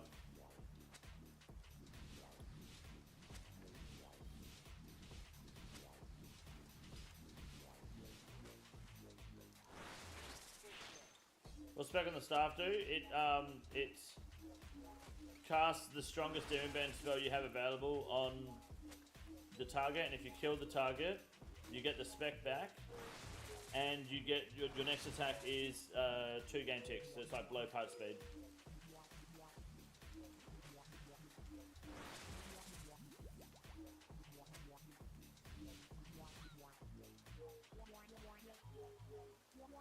Good luck.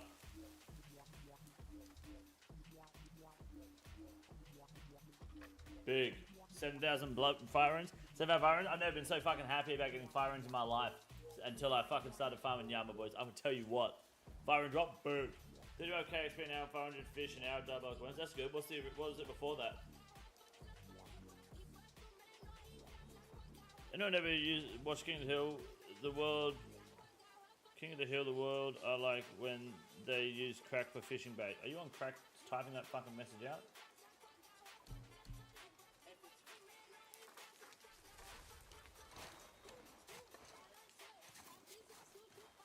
I have 500 diabolic worms at the moment. Diabetic worms? Diabolic worms.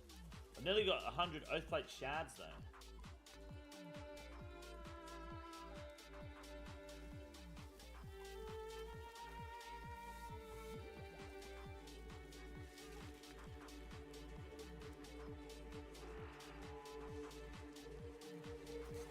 I think it meant the worms are like crack. Oh, right, okay. I haven't seen King of the Hill, so I don't know. Just said your character doesn't learn as much using intense bait.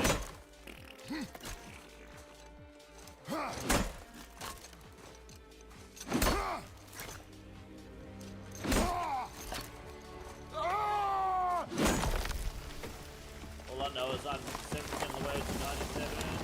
That's good. I reckon during the Summerthon this year, we'll be fucking set. No Bandmass Day? We've already done the Bandmass. Bandmass done, son.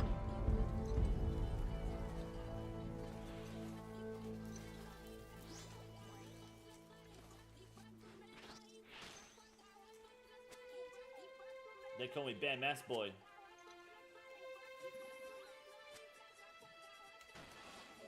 Specific items 1 to 600, so then any piece and duo.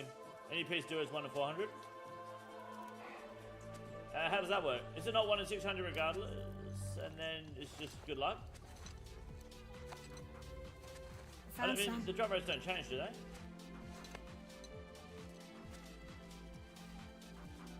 Get in the boat, boy.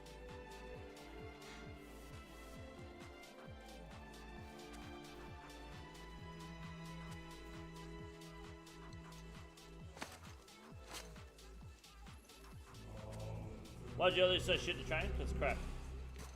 No, I think it's just 1 in 600. Yama will drop 1, right? And it's 1 in 600 for Yama to drop. I don't know if the rates change when you go from solo to duo. They might do, but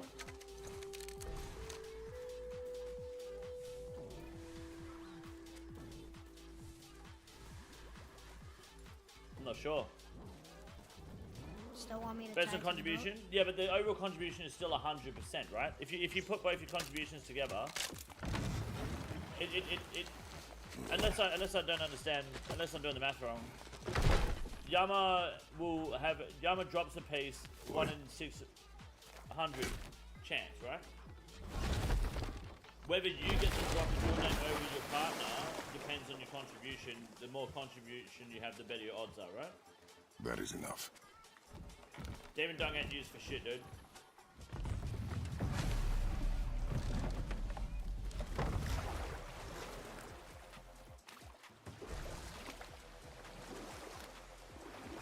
Father, What? did something change? The forest feels different. Everything is different, boy. Try not to dwell on it. Yes, sir. Yama does have a pet, yeah. 1 in 600, but it's 1 in 200 for any, right? No, I think it's 1 in 600 for any.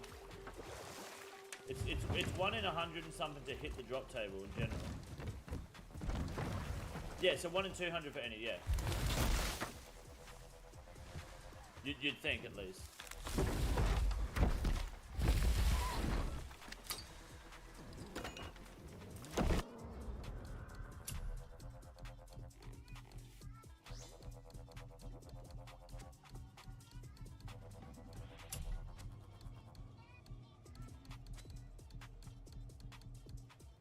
Basically, me and Fergus should be close to seeing a fucking drop by now.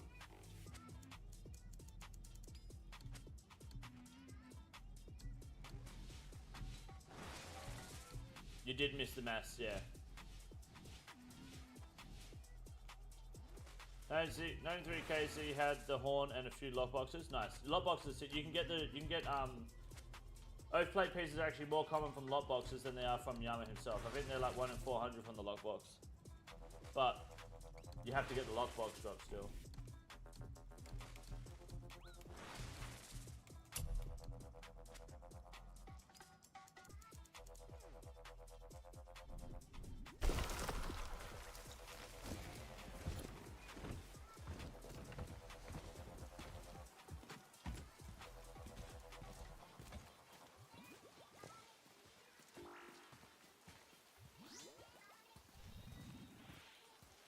What's the version must buy catches? Yes, they are the same. Yeah.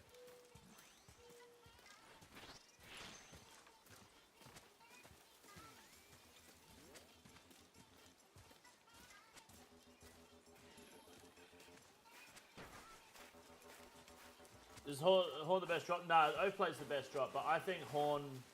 Actually, yeah, you know what? I think Horn is... How are you, by the way, Bill? Good to see you.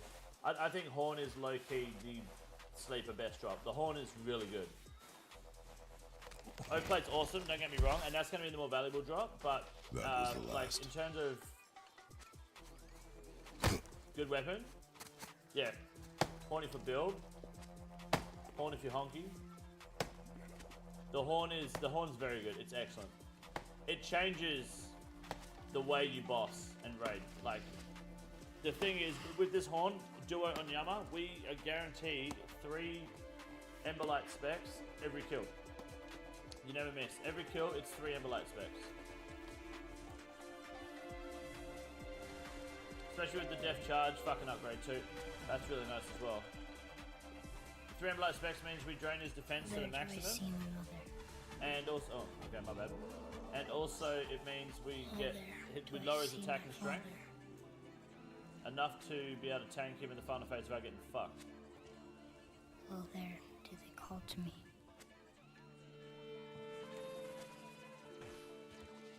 Horn's getting lucky once, Oath Plate getting multiple drops. Yes, true. What do you think the contract rate should be for the pet, seeing it's not guaranteed now? Should be the same rate as yeah, probably like a 1 in 60 or something. Really, they should if it's 1 in 2,500 for the current pet, it should be like 1 in 250 maybe. Give you 10x drop rate because that keeps the contracts alive. That's good economy for the contracts, you know. Because people will pet farm, people will hunt pets. Give you a 10x drop rate and make it hard. She's ready. Make it too easy, people will stop too quickly.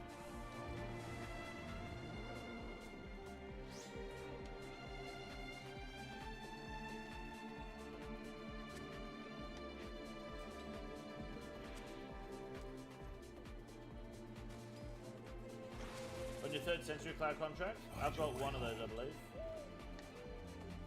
You are free. Century Cloud, that means, yeah, the Chaos Elemental is going to be following you around and fingering you with his tentacles with Yama Fight.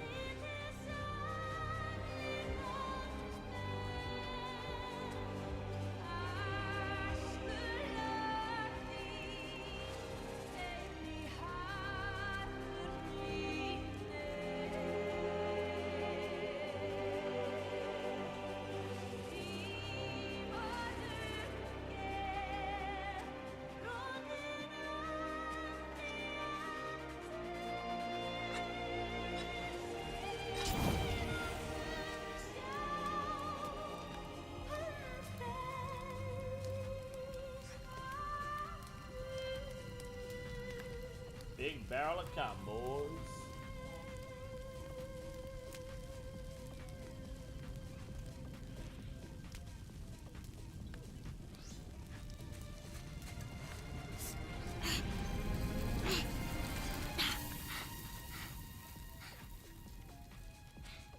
Yeah, the Horn's kind of nasty, dude. I'm sorry.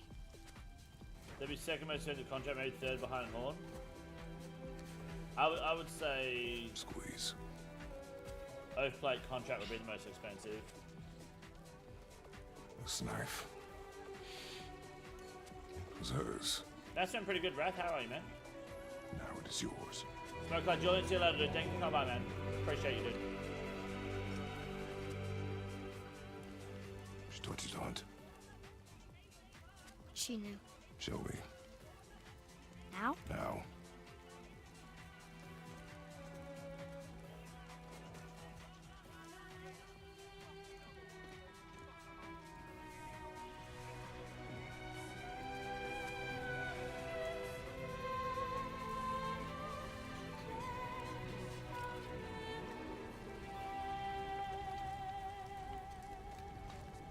What are we hunting? Contract, You black are diamonds. hunting deer. Easier. It's not just crowded. Just not crowded at all. Yeah, that's good. Which way? So, In what the contracts are direction of you deer. not getting from black diamonds? Okay. The Aether ones. This way. The worm ones. The O-plate one and the horn one. Is that right? So you'll be able to get pet and Father? radiant O-plate pieces. Why are we doing this now? I need to From know demons? you can survive the Or is it journey. just O-plate pieces? Then we leave for the mountain? Depends on you. The radiant, sorry, pieces. Hunt. Somebody drop from Yama. Yeah, the ones with tradable drops are from Yama. What did you find? But does Tracks. the pet count? Not deer, though. I'll keep looking.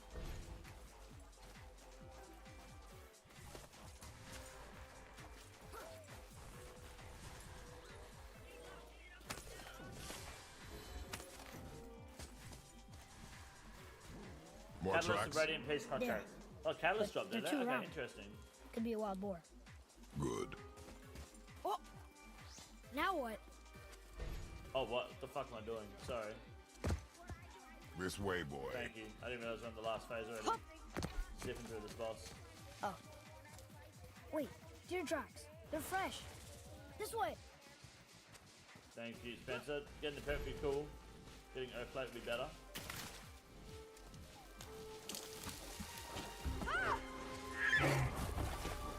Found it! Slow down, boy. Sorry. You are hunting deer, not chasing it. Yes, Father.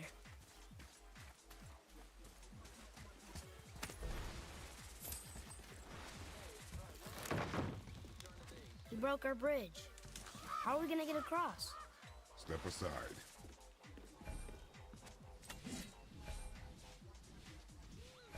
They played more of a Bandos tier. It's between Bandos and Torva. Oh. It's closer to Torva than it is to Bandos. More shafts. There it is! Hold. What are you doing? Now its guard is up. Only fire. Only fire. When I tell you to fire. I'm sorry. I Do do not rate be this boss. sorry. It is good. It is excellent. Be better. Find it. I've had the same as Bandos. I believe so, but it's what the body and legs have the same as Bandos, but then the helmet's the same as the face guard. But it gives the slash accuracy bonus, which puts it in a tier above Bandos and closer to Torva because the DPS it applies. I believe at the moment is No! Torva full You are not helmet, ready. body and legs. Stay back. Best every game except for Bard versus that way until we get another strength bonus beyond the Delphi. So the advantage rates that come from the given the new boots, that will give us a strength bonus that still has enough to replace it. But the next strength bonus after that is all behind Torva. Only in situations where you're using a sight. Better than Bandos. I mean, Bandos just has better range defense. Draugr. They've never come this close to our woods before. Keep moving. They're gonna buff Ophel? Surely not, they're not. Nah, no way. Are they actually?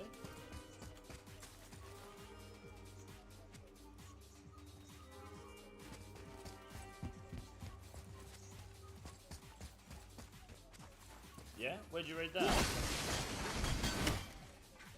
They should just add +1 strength to all 3 oath plate pieces, to be honest. Put it literally above Bandos in strength. Because Bandos isn't going to lose its value, right? Because you need Bandos to make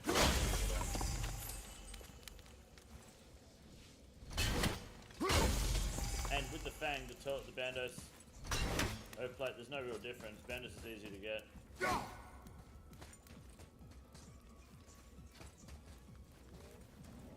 I just need something to fucking throw.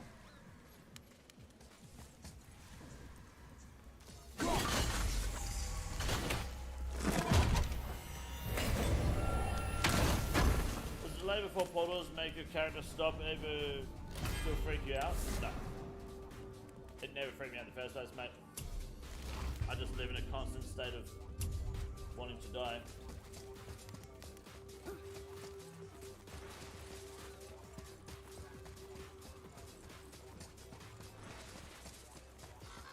Up there! You went in the old temple. My mom told me never to go in there.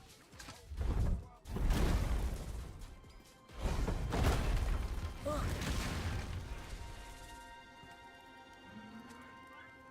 I'll let you be, lad. Can I have my bow back now? Can you hit it from here?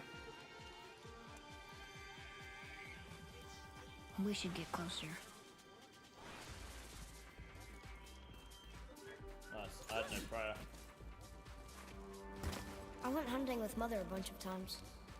Never wanted to take me. Oh, forgotten Lobbox, good luck. Surely oath plate, Why good not? luck. It was her wish. God damn, 14 oath plate shots. I fucking It was hate time. I can do one more before banking. Brother!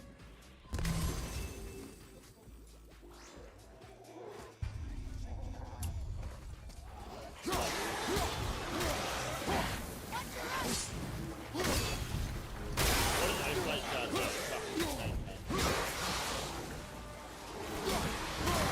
That's a big roll. Don't know if I'm ever not worth learning north south. No, 90%. Don't do Don't apply is not worth doing. Because you're just all you're doing is you're increasing risk. You're increasing the opportunity for something to go wrong, I guess, which is risk again. You're increasing mechanics that are being thrown at you, and you're increasing the need to like do Something's gotta pro open that flicking gate. and shit like that. It's just not worth it, you know? Whereas if you do this, you're attacking every game tick regardless, right? Solo, is it worth learning? Is it worth learning for solo? Yeah, I think it is. But only if you like have that skill set already. Implying like you're able to be like consistent playing like to the kick.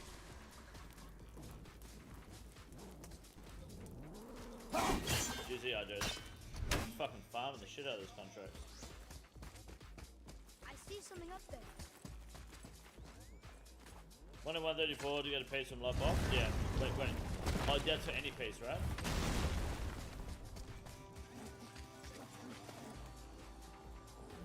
Then if like fall back to the thing you've been doing melee once. What I've been doing, yeah, you can apply into more stuff melee, that works.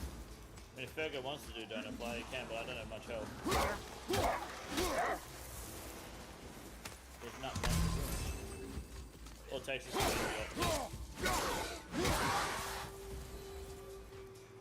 Whew. I half expected to be a troll into that bridge. You are not ready for trolls, boy. I know, I just...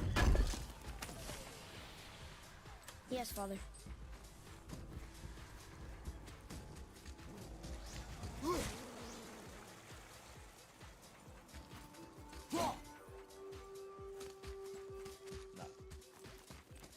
What are you at, bud? Fuck him. Atreus, follow me. Sorry, I got distracted. Oh, not good.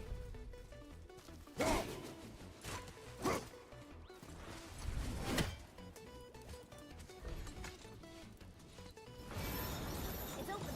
Your upright kick, your upright one game kick. You miss your great kick. Won't stay open. What now?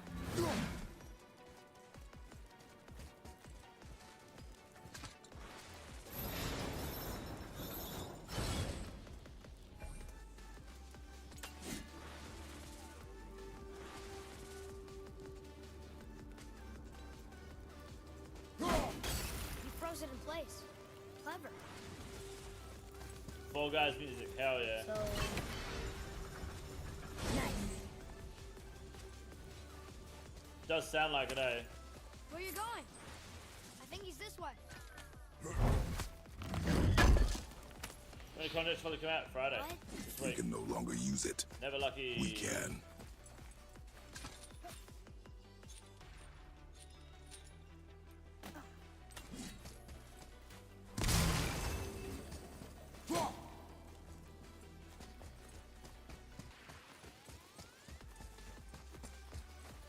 Ben's running a race? Lil Ben. Oh yeah, Lil Ben's running a race. Yeah, yeah. Dude, playing Fall Guys last year Look with you here. guys in the subathon was fucked. Because you guys, your main focus wasn't even playing the game. It was just about trying to Giant molest wolves me. who chase the sun and moon. Where did they come from? How did they get up there? What's happening there at the end? They eat the sun and moon? And then everybody fights? Fucking dogs.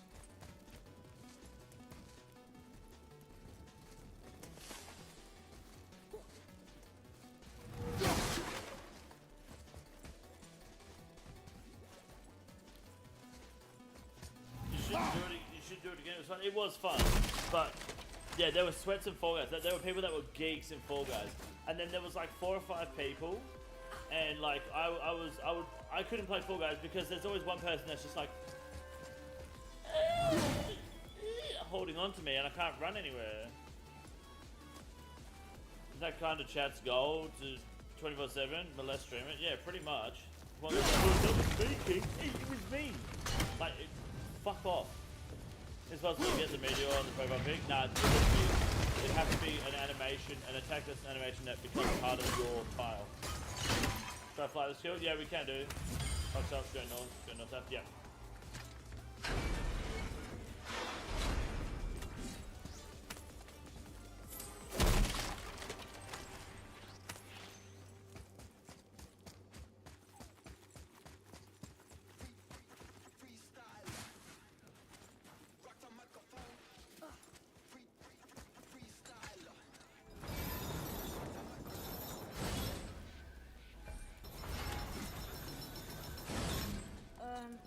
You didn't even do that, did you?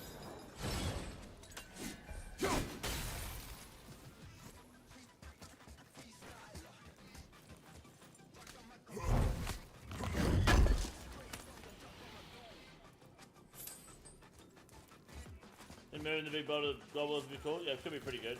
Yeah. Start moving the boulder in Cox.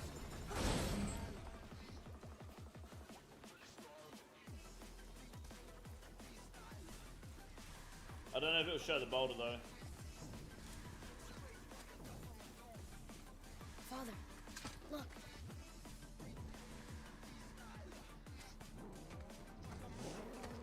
Wait for my mark. Do it again this Relax. time? Yeah, I might. Yeah, we'll do Do 4 guys not this think time, of I'm it sure. as an animal. It is simply a target. Clear your mind. Steady your aim and breathe in. I got it. Good.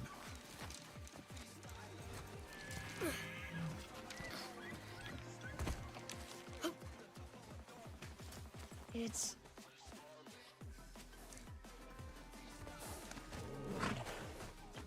Your knife.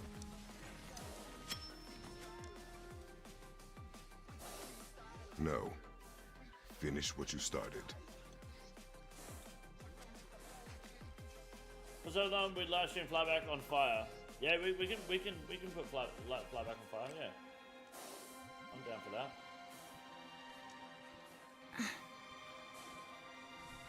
I can't.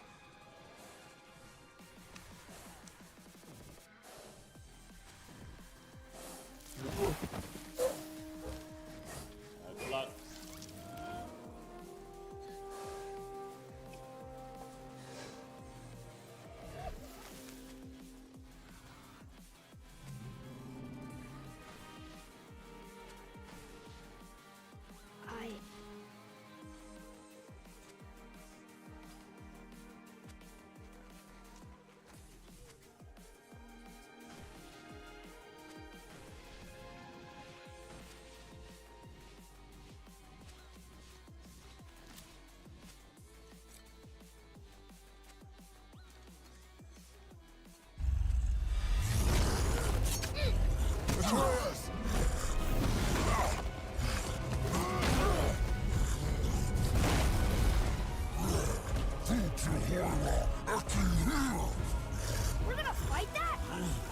have no choice.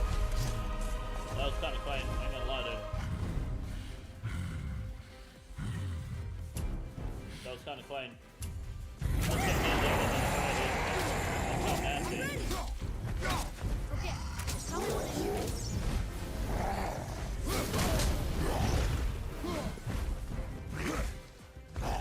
Method I found works a lot better than tanks and the other mages and focuses all side and side with my weapon. So the safest method is post melee is just take you off to the side. That's 100% the safest method, I reckon.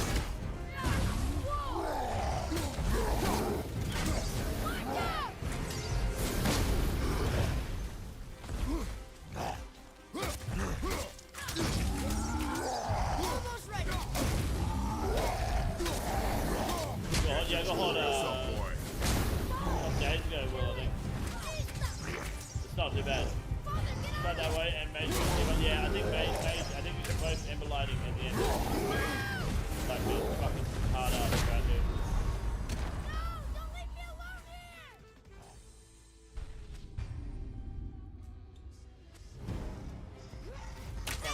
Hopefully he pulls the whole the second one. Yeah, something like that, or even better, he doesn't Emberlight not there. I think I have two mods. I'm using the Emberlight because the Emberlight also lowers the attack strength. The damage to spray is lower, especially when we do the final phase.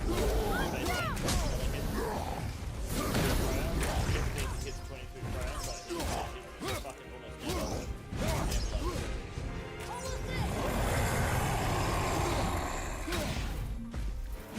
Control yourself, boy.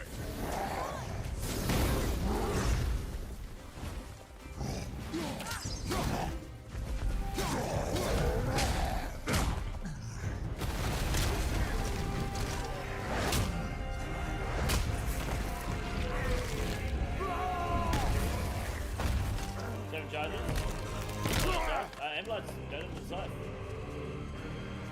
I think the Scythe will be better on contracts, but the Emberlight's better here.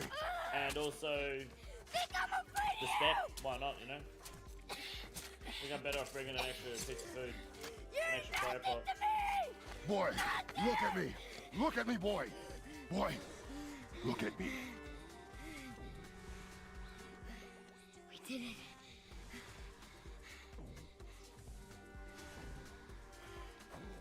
You are not ready. What?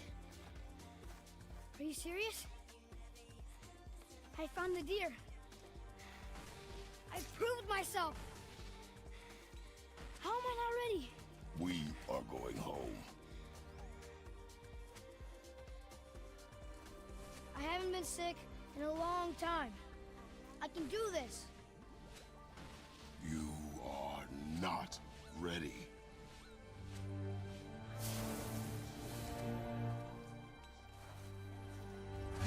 I am. I'm out. Do not speak again.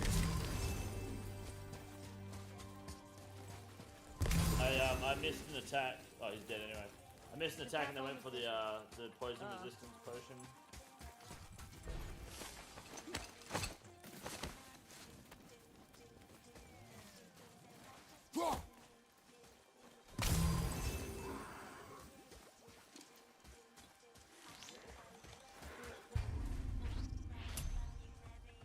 What I can tell, Solo's same as Zerg got longer. Yeah, there doesn't change. There's no scouts and duos. Nothing changes in Solo duo. Every time it does that, it's just a pile off a PC, which is that's pretty good actually. I like that. Seapox upmade and improved donut fly. Oh yeah. I've seen that. Still can't get the doors open, huh? Earlier with 647 KC, Yama Man hasn't shouted since release. Oh, for sure. Fuck ton of KC. Yeah, he throws the loot at your feet, yeah.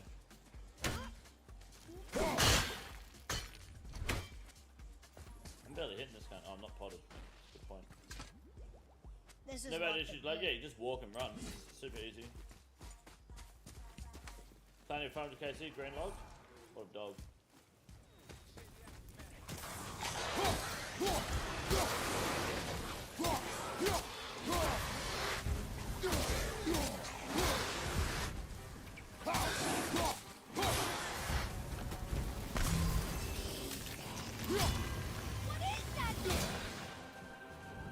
I don't know, yeah, I struggle to solo Olm Deathless and wondered if Yama's harder. Solo Olm Deathless is harder than solo Yama. But you should be Yama with a friend.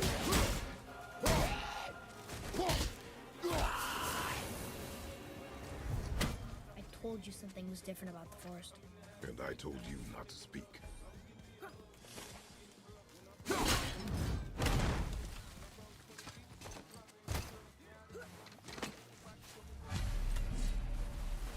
But why would a fire troll burn Mother's garden? And since when are Draugr so close to the house? And what was that frozen thing that attacked me? Am I possible Now be failing silent. at Yama We're after almost spinning home. play chess? I mean, yeah, what about the rest of the collection log? What about the second chest? Yeah, why would you go? You're on a good Inside, on a hot boy. streak. Send the trend, dude.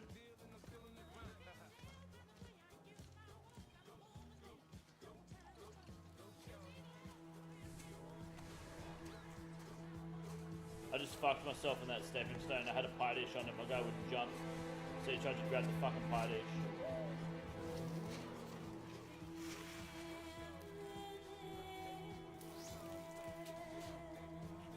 I didn't have the right fucking gear on, dude.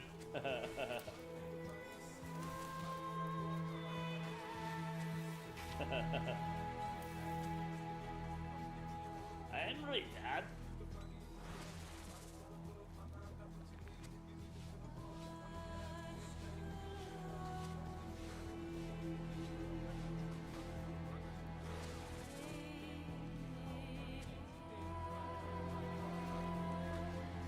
So the O should be slightly rarer. I mean, I haven't had any yet.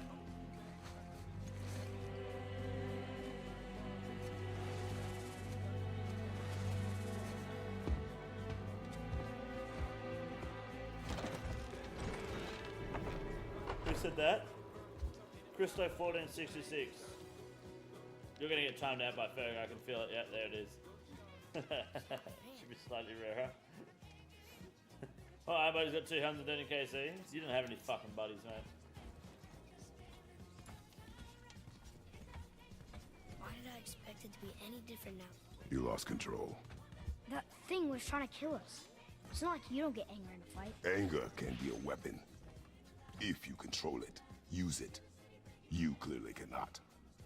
When you... I haven't been sick in a long time. I'm better now. Fine. Let me reduce Almost timeout.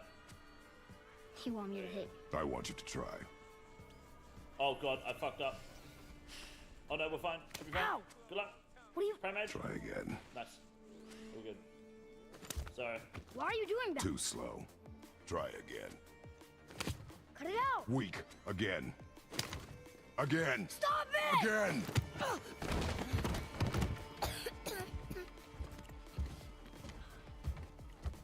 Why the fuck is the pie dish still here, cunt? Your anger. You can get lost in it. That ahead is difficult. And you, Atreus, are clearly not ready. What was that? Quiet. Dude, these guys make some fucking bangs, though. Come on out! There's no use So the best way to hiding learn melee anymore. method here should, if you know want to do the who you butterfly are. thingies, the donut fly, come make sure the donut More fly, come importantly, donut fly. I know what Do you that are. solo. Boy, But if leave you the want to floor. do Now. the But you told me never to go AFK down melee, there. you want to do that in Who is team. that? I do not know. What's he talking about? I do not know. Get in.